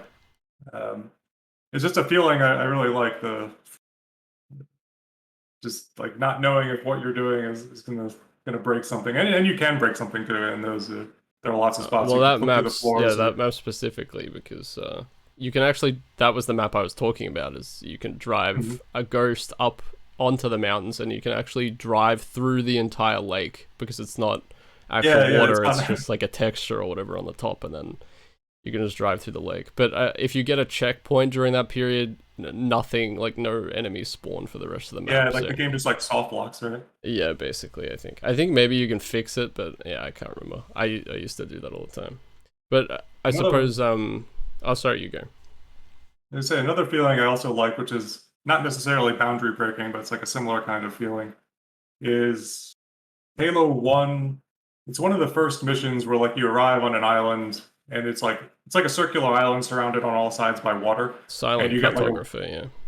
yeah, and you get like the warthog immediately, and Mhm. you can just drive out into the ocean, and like you keep expecting there to be a wall where it's like, okay, it's only gonna let me go in like this far, but then you're 30 seconds later, you're still going downwards on this slope, and the water is now like 20 meters above your head.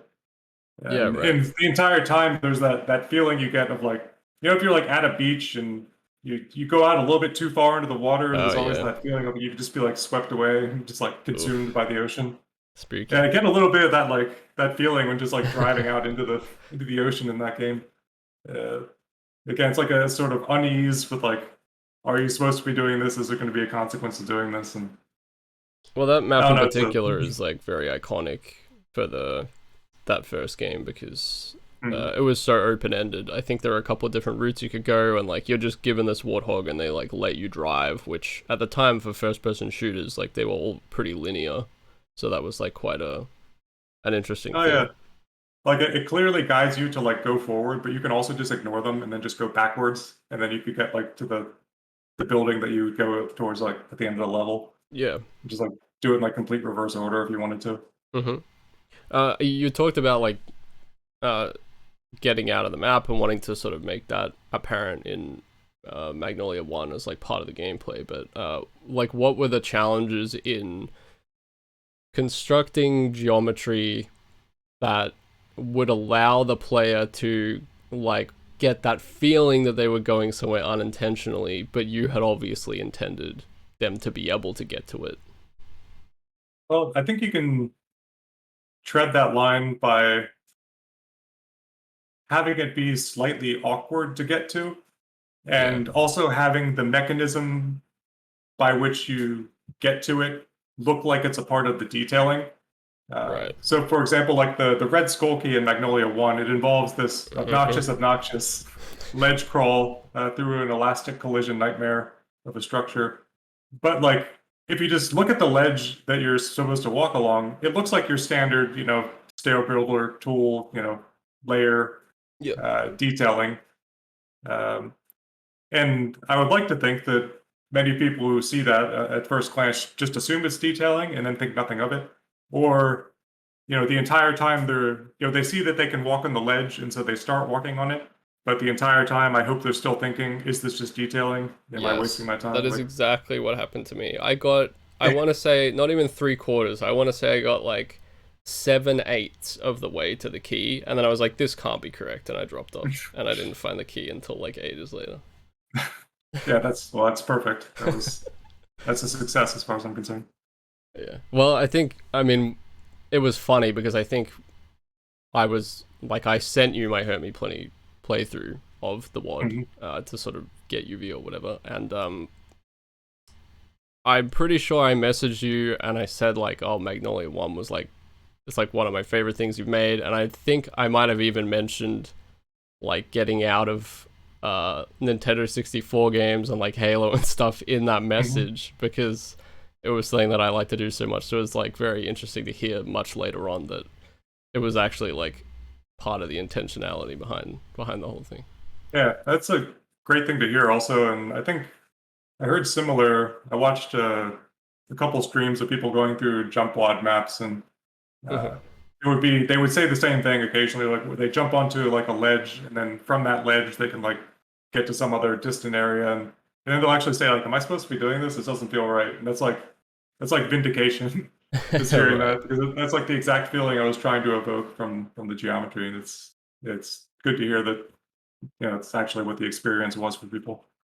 Yeah, I mean, I was gonna ask about Jump Ward. Was that uh, I'm assuming this was like the natural progression from Magnolia One, uh, that sort of exploration in Jump Ward. Well, jump bot is a long history actually. Um, I guess yeah. So it was something that was started in like 2017, which I guess was about the same time that Magnolia was started. Come to think, um, but the maps as they exist in their current form, uh, sort of accumulated between 2017 and now. Uh, so I can't actually. I can say the answer to that question is no, because Okay. when Jump Wad started in 2017, uh, it was actually a much more hardcore platforming kind of thing, Uh huh. more comparable to like the Frog and Toad wads that I made, Yeah. where Grain Assault had this dehacked with the file jumping weapon, and she had made some prototypes where you jump around blocks and sort of like a tech demo. And the first thing I made as a sort of a proper map that used those mechanics was a very obnoxious. It's like those when people say I hate Doom platforming. It's like it was that in material form where it's sequences of pillars and they're small and you jump between them and uh, they're sort of textured, sort of monotextured and blandly, and it's mandatory SR50s and you have to start falling before you jump in order to make the gaps and Yeah. uh, so it originally started off as a much more hardcore kind of thing.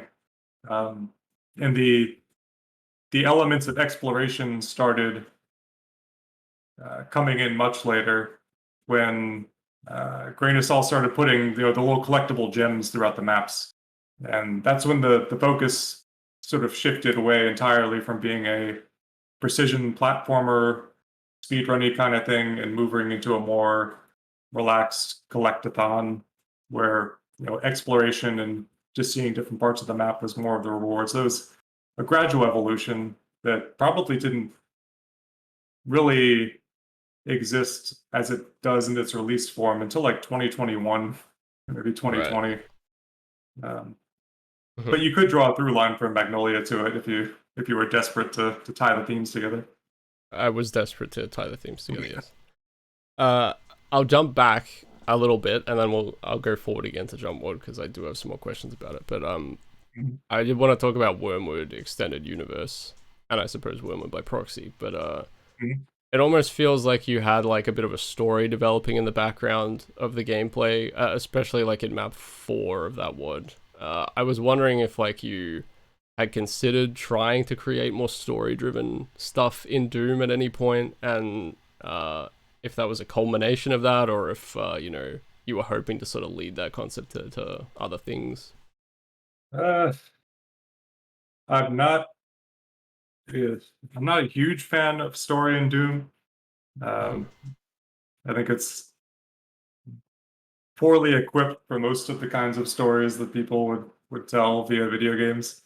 Um, Obviously, it's still pretty good at more abstract kinds of narratives, Yeah. more sort of tonal narratives, I guess. And so Wormwood Expanded Universe Map 4. Oh, that's Stabbed with a Sword, right? Hmm. Yeah. Uh, The big one, I think. I believe that's the big one, map 4, right? yeah, yeah. Uh, I wouldn't say that there was much of a narrative through line through the maps. The Wormwood stuff was all very low stakes. It was, uh, both Grain of Salt and I are big fans of like the Halloween aesthetic. We both like horror movies, things like that. Um, and so those were sort of just like it's a fun excuse to make something in Doom that's bright and orangey and green and kind of cheesy.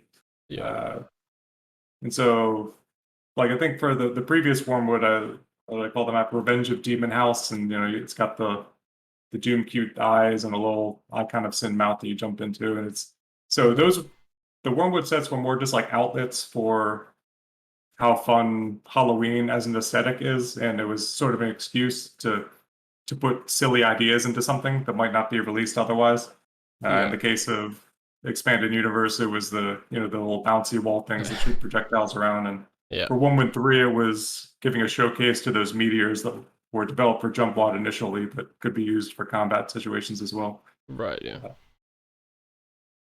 Um, well, yeah, I suppose maybe story driven was the wrong way to put it, but there's certainly like these, like the flame that you pick up and the sword where you have to like take it and get rid of that barrier, and then you have this midi throughout the map. I suppose it felt like very heavily atmospheric and structured around that more than anything else, I suppose. So there's like this yeah, so personal element to it. yeah, so I think there's a distinction between having a story and then having like a universe that Sure. a map exists within. And so yeah, there are elements of personality in the map that uh, suggest, uh, I guess, some form of narrative, and that like uh, there are entities, and you interact with them in some ways to change the environment. And why are they there? Why are you there? Yeah, Uh, exactly. and yeah, so I am thinking about most of that stuff more tonally and a little bit abstractly, I guess. It's not like, you must appease the sword god in order to gain entrance to the flame palace. Like, Exactly right. I'm not thinking about it on that level. I'm just thinking more like gesturally. Um, like, a nice, I want a nice intro sequence. I want a nice thematic establishment. Because the sort of flame spirit items, it's like a recurring motif throughout the map where you pick up weapons by walking over like the corpse of other players, and the flame spirits give you the weapon from each of those. And so it Hmm. was more of a way of like unifying those sorts of elements to try and add a bit of mystique to the map, I guess. Add some lived in elements, some Yeah. characters to the story, quote unquote. But there's definitely not like a concrete story. Like you're not going to get a text file about how Yeah, sure. UAC sent you to this temple to do something. But I do think it works towards map atmosphere to Uh-huh. have those kinds of elements. But I'm not thinking about them like I don't have there's not a whiteboard with all the plots written out or anything. Yeah. I guess like for me, I mean, I've been trying to get you to play Dark Souls for like 2 years now or something, I think. Yeah, one of these days. But that series is very much structured around like environmental storytelling as opposed to like there aren't like text boxes or like voice acting where they're telling you what's going on in the story. Like you find things out via item descriptions that you read and like environmental factors that you witness. Like it's all very organically told, and you just kind of feel the story rather than having it like told to you. And yeah, I suppose like I got that kind of same feeling Like there were points when I was playing map 4 of that WOD where I would just stand still and look at the environment and listen to the MIDI, and it was like a very singular experience. I feel like in that That's sense, yeah. that's very kind. Well, Yeah, and I think those like little elements, like it's again like you didn't do like this huge storyline going on in the background, but you just have these tiny like the flames and like it's something that you don't see in Doom, so you take notice of it, and it's just these little nice elements that do add like a lived-in feeling to the space. I think. they're just like splashes of, I don't know, bits of personality, I guess. Yeah.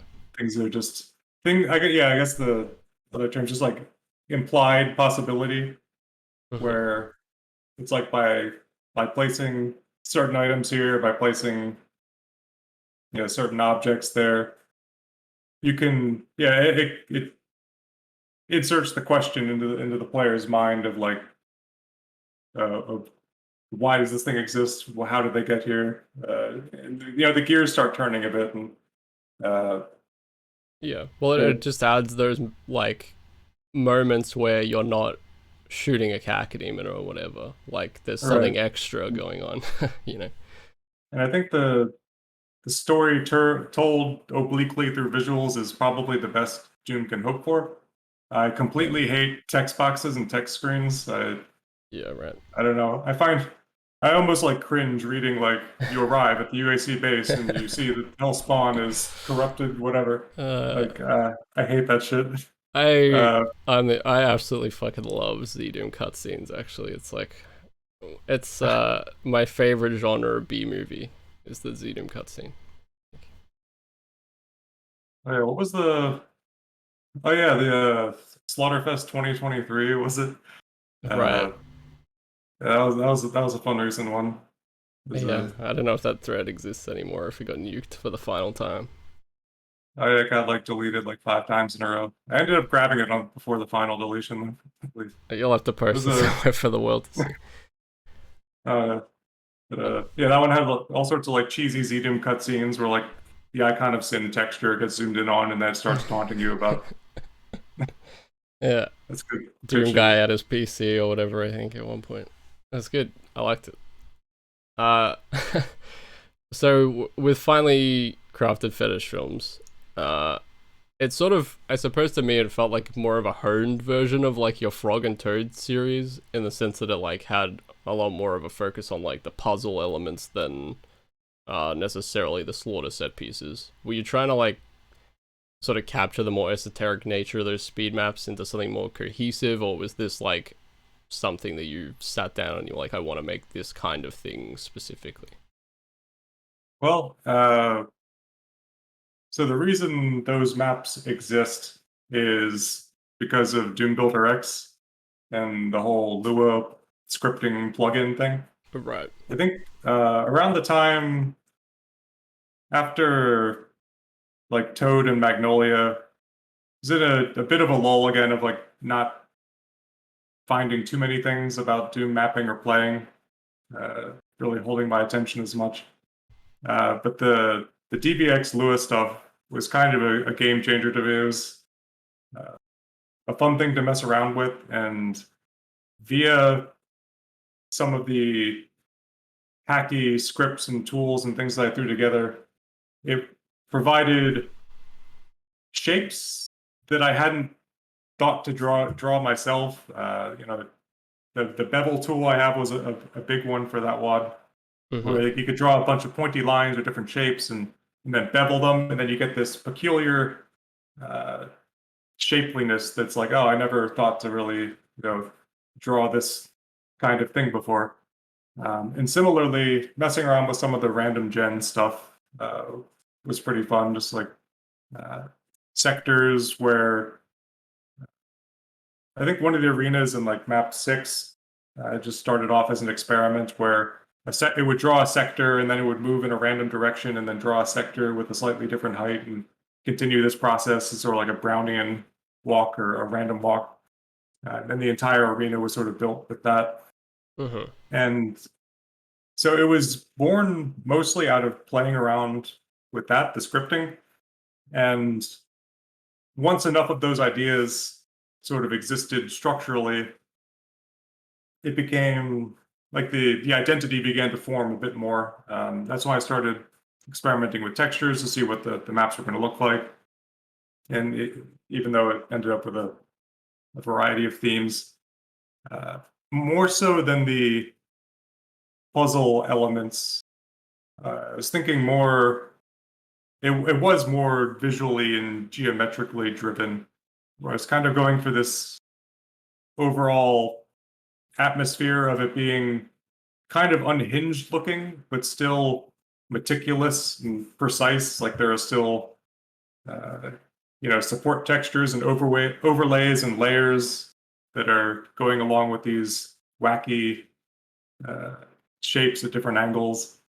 And I think it was because I was definitely in a similar mindset as making the frog and toad wads, where a lot of those, it's like a single map with some goofy concept or some experiment or some thing that's just funny to me.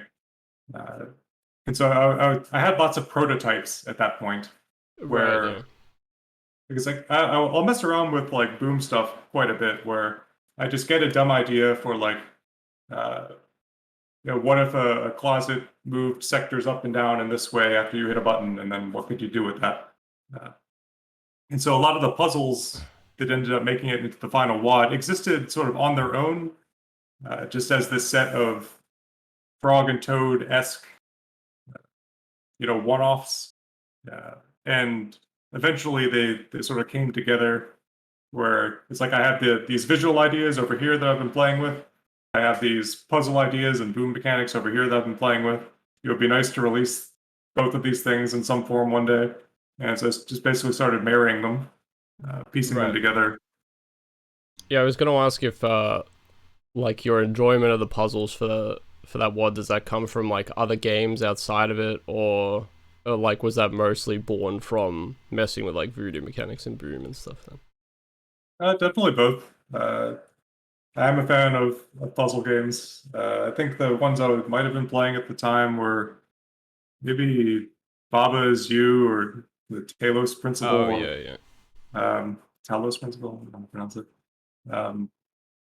But yeah, I was also interested in uh, Jobu Gabumaru's The Given. That was also pretty inspirational to me. I Mhm. like the idea of using Doom's kinetics to form the basis of a puzzle.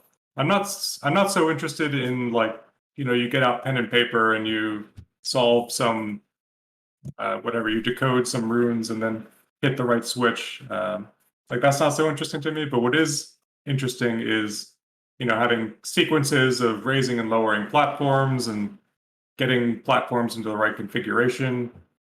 Things where like there's moving pieces that are tactile, because that's one of the things that's the most fun about like engineering problems in Boom, is that it's like a computer where you get to see, all the signals moving around physically in the shape of voodoo dolls.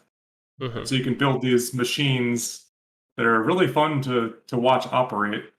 It's like big Rube Goldberg things where a lift lowers and it lets one voodoo doll through, and then based on the condition, it does something else to another voodoo doll closet, and Right, yeah.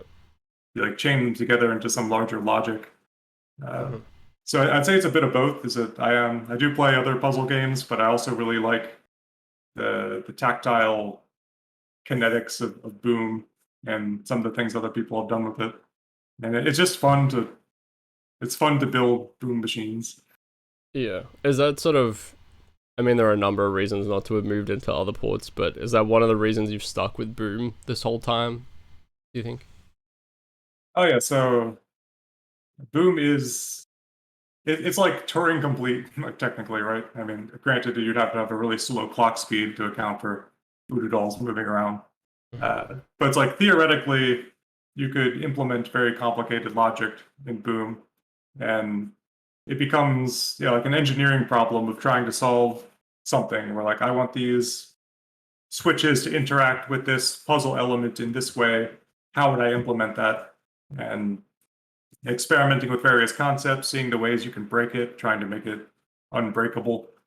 It's a very fun process to me. It's just like a problem solving kind of thing. Yeah. I think more broadly, uh, I am, I guess, quite conservative when it comes to Doom things, where I'm a believer in the, limitation shaped creativity Right. sort of thing.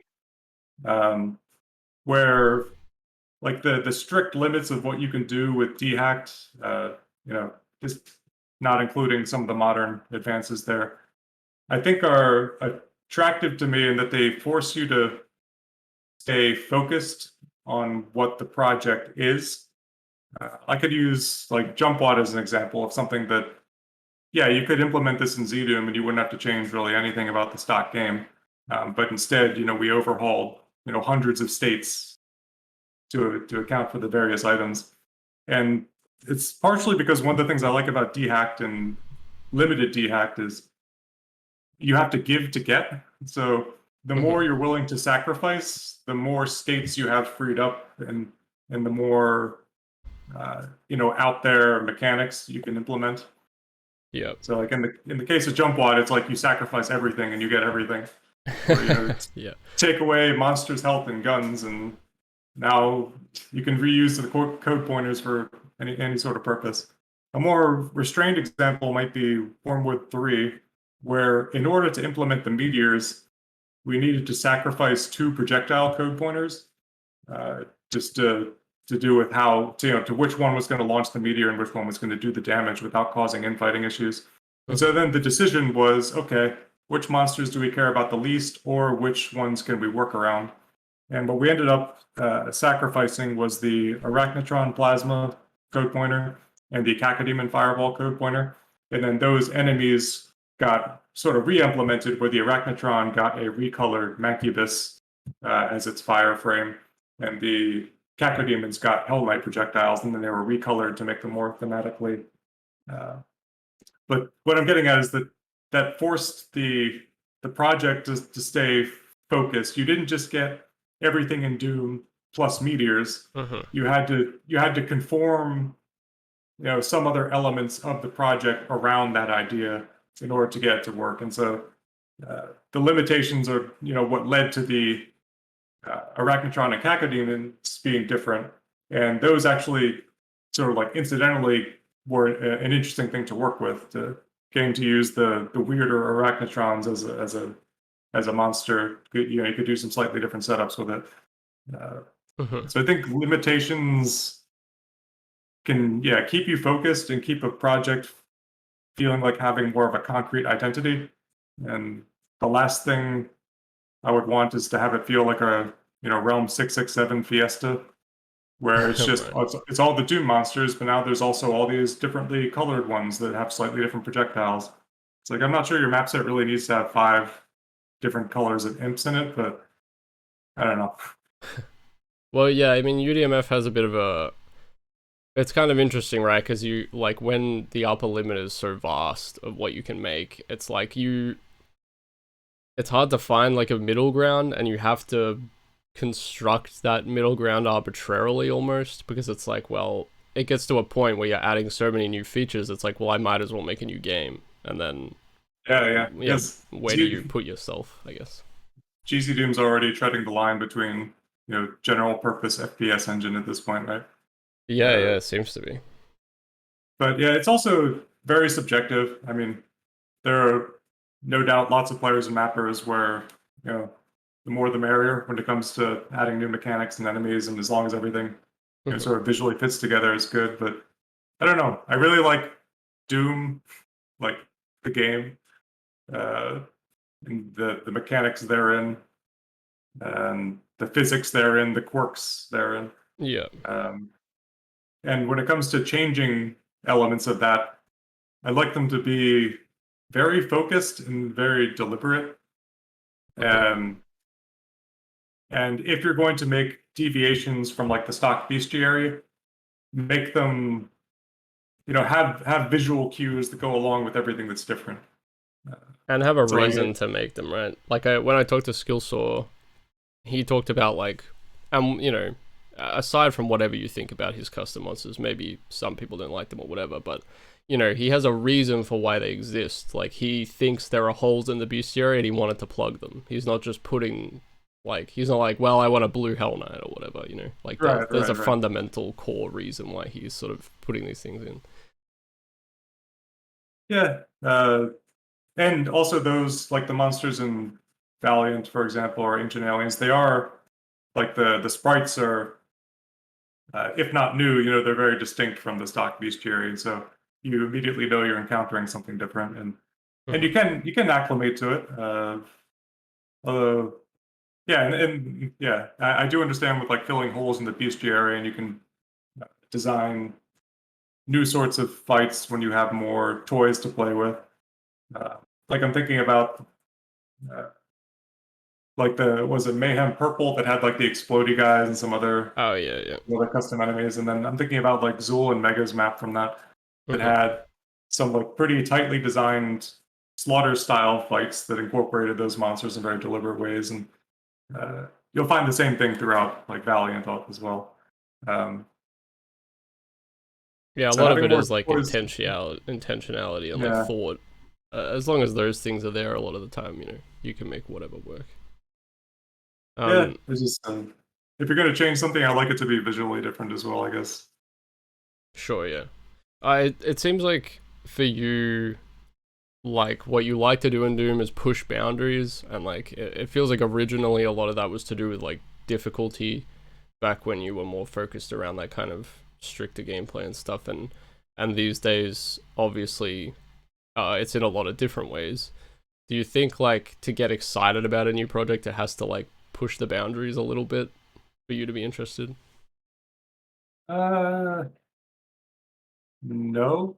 Because I think I said like earlier when you were talking about like Buscemi.1, like that sort of energy, where I do have a fairly low filter for if I make a map and it plays, it's completable, I'll post it, even if it's if there's nothing particularly special about it. Sure. And like, do you think that applies to your major releases though as well? Because they are at least mostly distinct, I would say.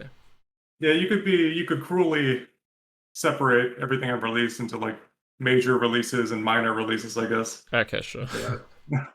And so maybe you could say that the way I think about either could be slightly different, but I don't think every major release necessarily had new things in it, really. But I guess to an extent, that assessment's probably correct. But that's also, I guess it makes sense that if you're going to spend time with a larger project that takes, you know, hundreds of hours to put together, you're going to want to have something about it.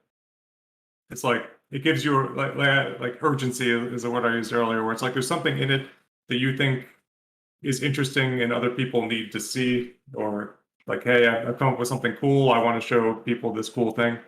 And that's more likely to be the case if you've done something like come up with a new whatever dehacked enemy, or you come up with some new boom mechanic or something.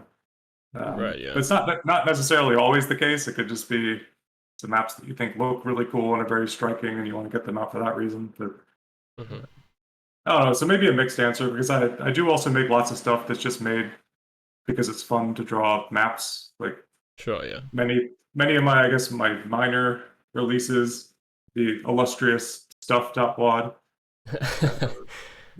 Those were just like, I open up Doom Builder and it's fun to scribble around and draw some lines, and then you do some texturing, and then, hey, look, it's a map. Might as well post it. Right. I think you'll probably hear like a similar answer from a lot of people, to be fair. I think during a lot of our like Xandronum runs through WODs and stuff, I think we talk a lot about how like some WODs are just kind of ruined by people's like need to put monsters in them, where like maybe the gimmick for the WOD doesn't necessarily need monsters to work in the first place. I guess Jump WOD was sort of necessarily monsterless because you cannibalize so many things in order to make it function properly, but was it like kind of freeing to build a WOD that had no monsters in it and was like entirely designed around movement and stuff? Uh, Freeing is maybe not the right word. Hmm. Um, it is. It shifts your priorities quite a lot. If the Right. player can no longer die and they're never worried about losing, you need to give them other reasons to keep poking around the levels. You need to give them some carrots on sticks to chase, and uh, it can't just be weapons, keys, or items or fun fights. You gotta think more about uh, although like mixing up visuals, having new areas that require them to move in different ways, and of course the debate of the gem that you put everywhere because people can't resist numbers on screens going up. Hmm. Um, so I think it shifted the design priorities, but it's not really freeing because you still have uh, the same concerns over how are you going to hold someone's attention in this. Like, are there enough movement related concepts here to keep this interesting? Uh, like Jumpwatt had quite a lot of visual ideas thrown into it. Hmm. Like basically Yeah. every cool idea I came up with over the past like 5 years shows up in that wad. Like I spared no expense. Like there's that big silly like dodecahedron thing in one of the maps. There's like these rotating mid-text gems and uh, Right. Yeah. all sorts of other stuff. And a lot of that was in part because there isn't uh, the usual Doom gameplay element present. So like you really better bring your A game when it comes to uh, visuals and detailing and atmosphere and Yeah. tonality and uh, if you want it to be something that's going to hold people's attention. Uh, so definitely not freeing. It just Right. gives you a different set of constraints to work with, I think, or a different set of concerns. Sure. I know, like, during testing, there were a couple of things, like, in terms of, oh, like, I don't know, I remember I was playing a map and there was, like, a vial that I could just get, like, a pixel of, and he bounced me to a gem, and that was kind of unintentional. And then, I'm sure there are a number of things where people found ways to get gems unintentionally, and I know that you really enjoyed, like, people working out their own ways to play the WOD. Mhm. What kind of rules did you have for yourself in terms of, like, what would stay in and what wouldn't, like what you would allow and Uh, what you wouldn't allow? so a lot of the, I guess, quote unquote skips, but there's really no notion of skipping. Hmm. Um, a lot of the things like that, many of them were unknown to me until I saw someone else do it in a stream or a demo or in testing or otherwise. Hmm. And one way to arrive at that situation was to make things essentially as open and interconnected as possible and not getting upset if there's a way to circumvent something that you thought was cool. Just so resisting the impulse to force people to go down one specific area and also adding lots of height variation in nearby spaces because it's with those weird jump mechanics where you can fall and then start jumping and you can jump multiple times while falling. Yeah. You can cover some pretty crazy distances, and Yeah. there are gaps that like I knew about, but it didn't really matter.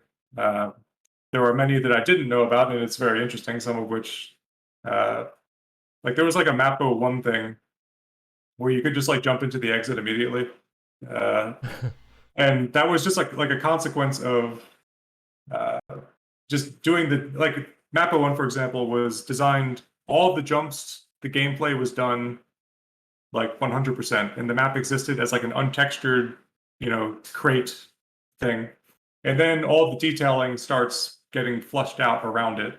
So different sectors of different heights to emulate buildings or structures or balconies or overhangs or whatever. And through the process of adding that detailing, it turns out that when you make more windows, that people can jump through windows, and uh, so a lot of that was unintentional, but it's also uh, very much welcome. One of the Another way to do it is to simply not spend so much time on the map and thinking about it. Mm. Uh, So like map 2 of that WOD was Jump City. That one got put together in like the 11th hour of like just the week before the WOD got posted, and it was lots of parts were thrown together so quickly, and there are lots of jump sequences that are close enough to each other such that if you get a good enough vantage point, you can skip ahead to the part of some adjacent area. Hmm.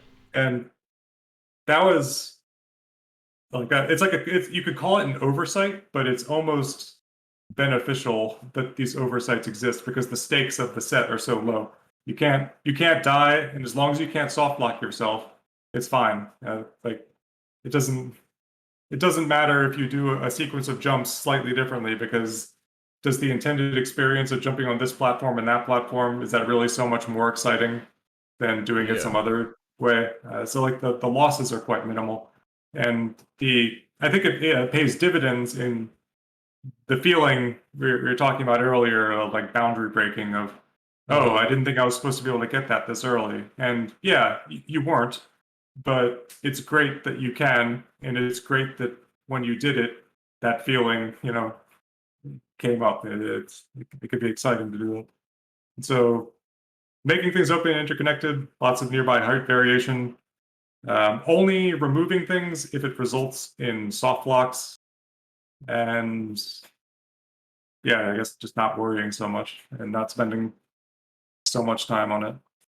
Yeah, I think jump one definitely captures the feeling the best of should I be doing this, because I do feel like I did like you were saying, you can get a lot of distance in that WOD with the Yeah, jump, yeah, and I would do stuff like, SR50 drop jump and cover like half of a gigantic area and, yeah. and It's grab some ridiculous. gem, and then I was like, I don't know if that was intentional, but I got here. And like realistically, like you said, unless you soft lock in that WOD, if the player manages to get to the exit early, really all they're doing is like robbing themselves of gameplay. Like it doesn't necessarily, which they are in Doom as well technically, but it doesn't have the same. There's no percentage thing at the end of the level Yeah, for like whatever, get a like the speed running time doesn't matter in any sense. So like if you're not collecting the gems, like what are you playing the WOD for anyway? I suppose.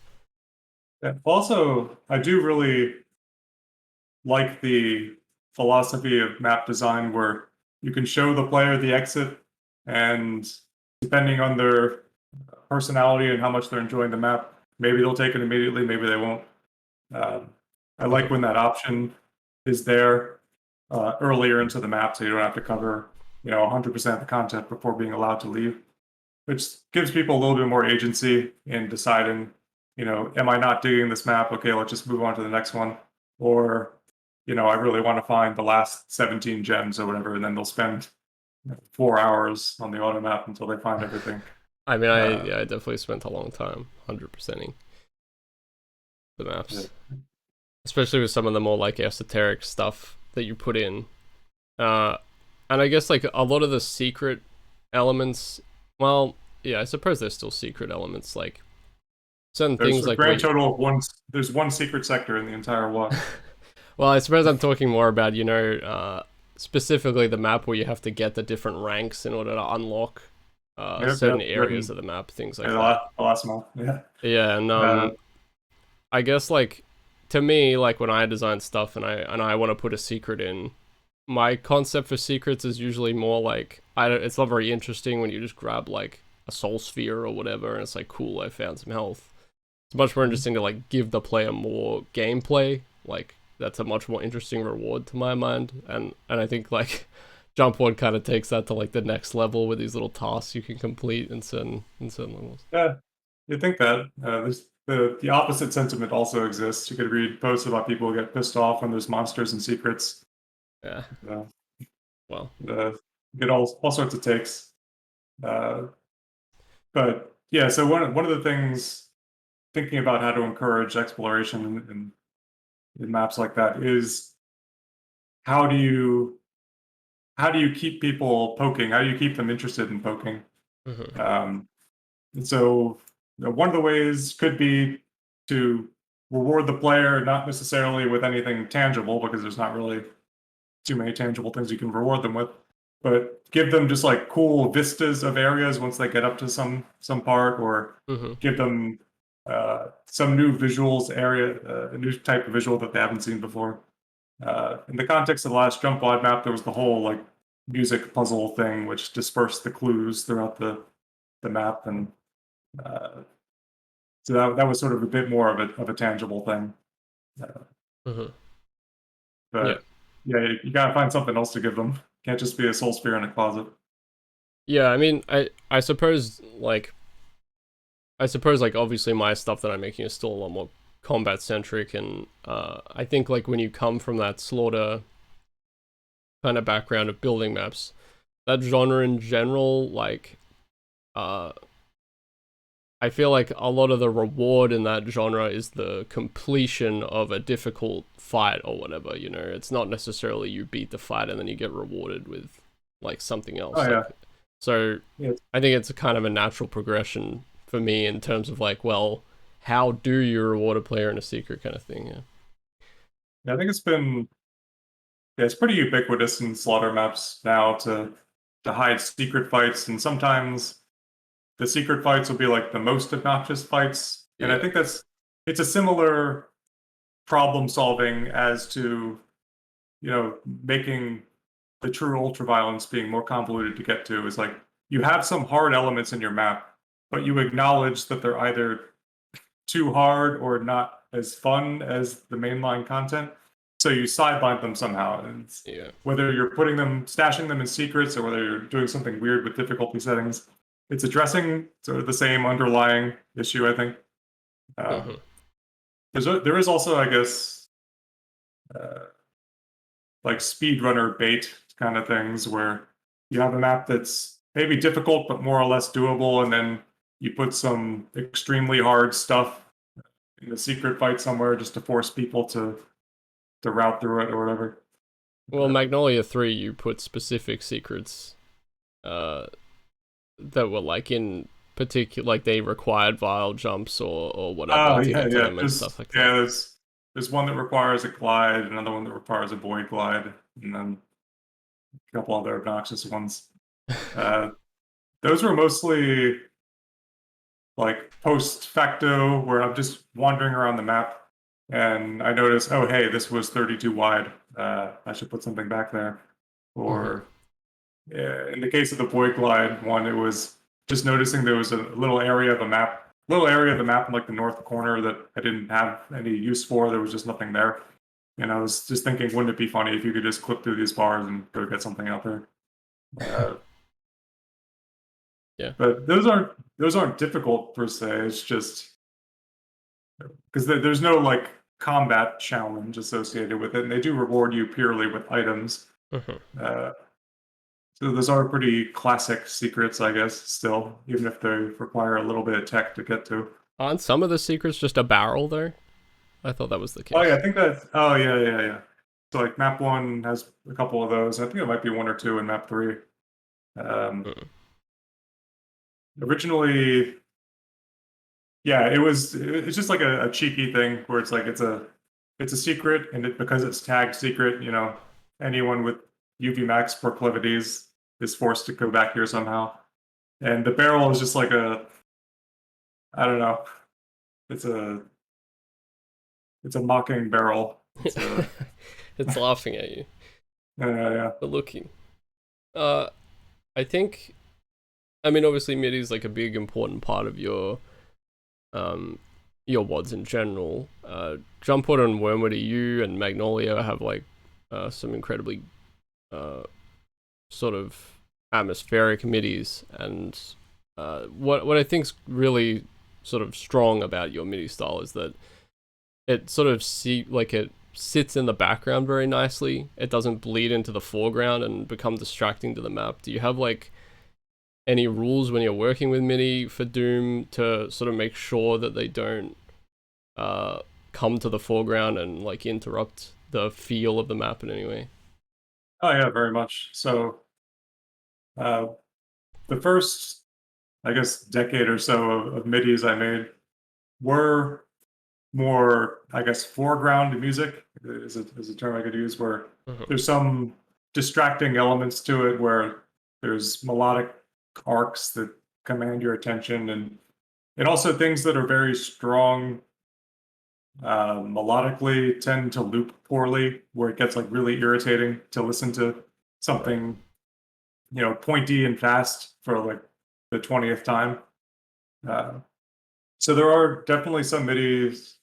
I mean, I do a bit of both. I'll write music that's just for the sake of music. Maybe it's fun to play on guitar. Maybe it's just sounds cool.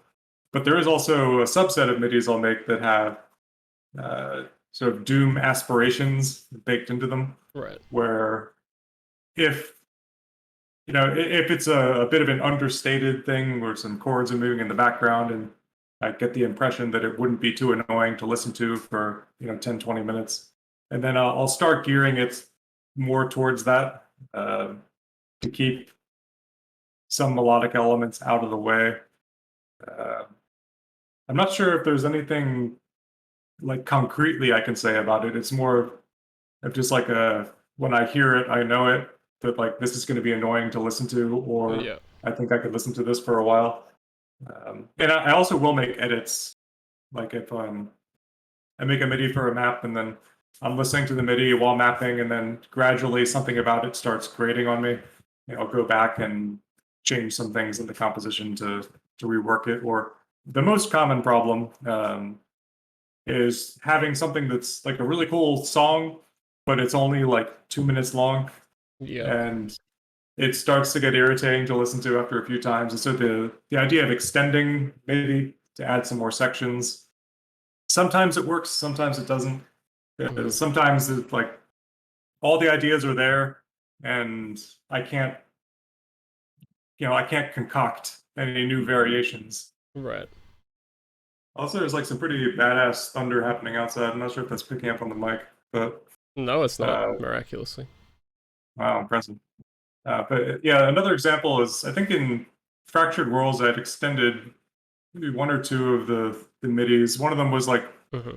is it DFD5 underscore or something? Yeah, yeah, I think so. Um, and that one was a challenge because I think the original MIDI was only like a minute 30, and it was pretty stark. It was one of those ones I wrote in like the Italo Doom era where I was making kind of silly electronic things with like the synth brass instrument, which is just glorious. Hmm. Um, yeah, I did make some attempts at padding it out. I think it got out to maybe like 2 minutes and 30, 3 minutes. Yeah. Um, but even if that is an improvement, I still think it doesn't loop that great because the maps also all your maps are really long, so that doesn't help. Yeah. Um, so like playing through the map that MIDI was in, well, especially because if you're learning fights and you're dying and save reloading, you hear the MIDI a lot more than the actual runtime Yeah, that you exactly. see at the end.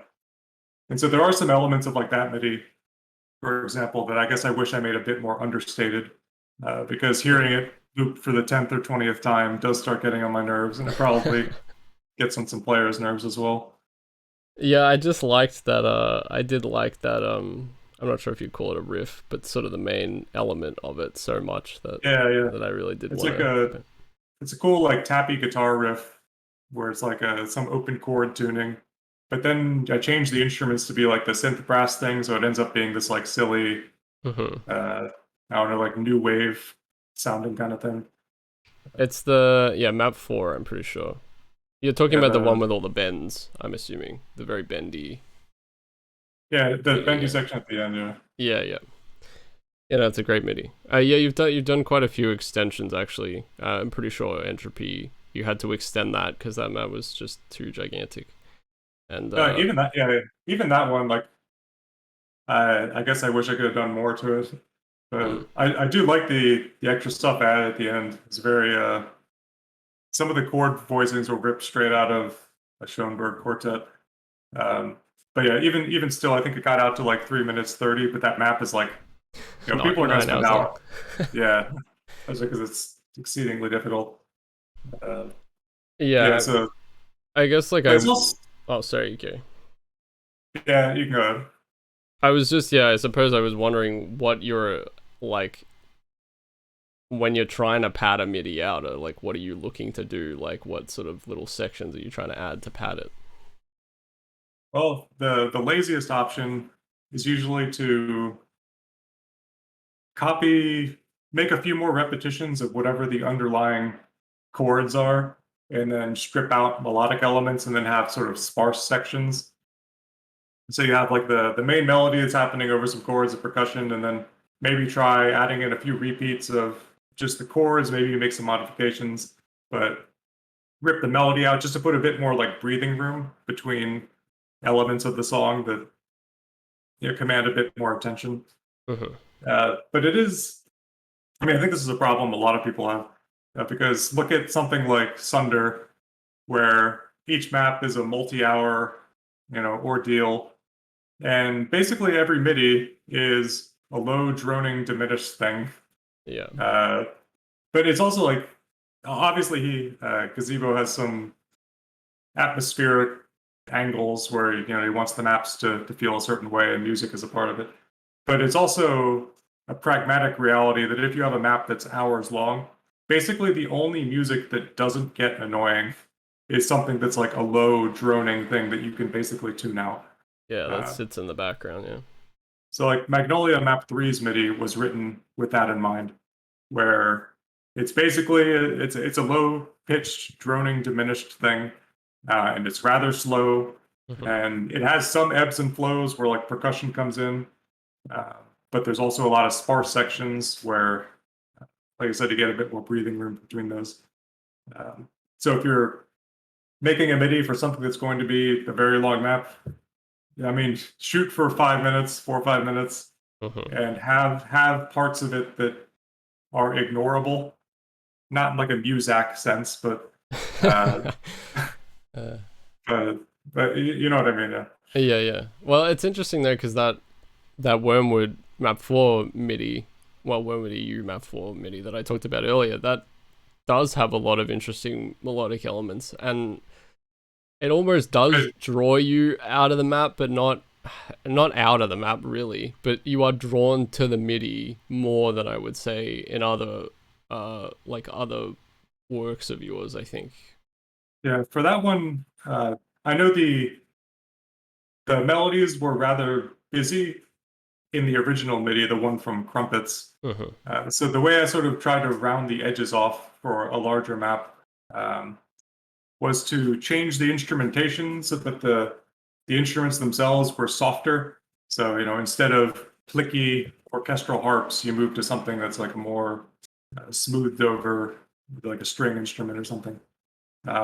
And also the tempo was brought down quite a bit as compared to the original Mm-hmm. MIDI. So both of those were sort of towards the end of trying to reduce its foregroundness enough such that it could withstand a map that might take people, 40, 50 minutes to get through. I don't remember how long that map is. Mm-hmm. Maybe it's not that long, but It has uh, some hard fights on UV though. yeah, yeah. So probably lots of saved loads. So probably, it could take someone an hour to beat. Yeah, for sure. Well, I suppose with that, it brings me to the final question, which I ask everybody. I am kind of interested in your to hear what your answer is for this, because there's always the obvious couple of answers, but I've been hearing some different ones lately, which is exciting. What is your favorite monster in Doom and why? Yeah, I heard this question in one of your other episodes. It kind of invites contrarian answers Yeah, I think the where problem is now people have listened to the other ones and they're like, well, I don't want to say this because like Benjo said this or whatever. And it's like, yeah, it's I'm got just to gonna say be like pure. let's say like SS Zombie or something. Yeah, exactly. Just being difficult. But I think the earnest answer was probably Revenant. Mm. Um, it's I mean, I draw lots of cramped spaces pretty often, and Revenants are one of the most maneuverable enemies in such spaces. And also, when I'm playing through any sort of maybe more incidental combat-driven Doom 2 stuff, Revenant is really like the main enemy that makes the hairs stick up on your back when you're going through, and you hear it start screaming at you. Hmm. Um, And I mean, it's obvious utility in that the homing missiles add a whole layer of movement mechanics that are more sophisticated than your average, dodge a projectile that's specifically aimed at you or hit scan. Um, Hmm. so they're small form factor, big bombast, and then what they introduce in terms of player movement. It's one of my go-to enemies. Like if I'm looking at a space and I'm still ironing out, what specific enemies are going to go in a spot, you could be sure I'll be trying Revenants at least once. Yeah. Well, it's interesting because the way you put it is kind of uh, when people make incidental stuff, and maybe I don't know, maybe even newer mappers and things where they haven't quite worked out how to make combat as exciting or like as dynamic or whatever. A Revenant kind of on its own does the work for them in a way, like because it can shoot either a homing projectile or a straight shooting one, so it kind of does a lot of the work in making the combat interesting. And I guess that subtle like RNG element is also fun, Hmm. where it's like depending on your situation, sometimes a homing rocket can fuck you up pretty bad. But like if it happened to just launch a normal one, you get out a little bit easy out of a bad situation maybe. And also the damage variance, I love it. The 10 to 10 to 80, 80. it adds so much just drama to like playthroughs of watching people, endlessly complain about 80 damage Revenant rockets. And Hmm. uh, I'm also very interested in every time I get hit and I had 11 HP and it only did 10. Uh, Yep. so it adds lots of drama to the game. Uh, I can't and I remember what mean the range is for Baron balls. What are they? Are they like 20 to I think it's 65 or something? I think it tops out at 64, Yeah, but the Hell 64. Knight melee goes up to 80, I think. I Yeah, I could be couldn't wrong. remember the low end, but I was playing something the other day and I got hit by 3 bottom range Baron fireballs in a row. Uh, it was crazy. And I managed to survive the encounter only because of that. But people don't mention it enough. The low Yeah, end balls. you gotta remember the good times. Yeah, I'm kind of surprised you said Revden. I thought it would either be the Archvile, not just because of for combat reasons, but Vile jumping, obviously a huge part of some of your like Frog and Toad stuff and like some of your other maps. And then I Yeah, also thought maybe Cyber Demon because you made the baby Cyber Demons and you love infighting in your maps and stuff too. yeah, all good choices. Mm. But when I'm when I'm making a map and I'm thinking about what's going to go here, revenants pop up more often than those ones. So therefore, Yeah. for their frequency alone, I'll give them the gold medal. The rest of them can share silver. Well, yeah, no, I'm happy. I'm actually happy to hear it. I was happy to hear the Revenant because I wasn't expecting it. All right. Well, thanks for coming on. It was really interesting. You've obviously been like a big influence on my mapping and stuff, and also like a big help in recent years in terms of like the various problems that you run into when you start messing with more esoteric stuff in the Doom engine. So yeah, thanks for all that, and thanks for being here. Cool. Thanks for having me. All right, well, I'll finish up here and then be back with another episode soon. Catch you later.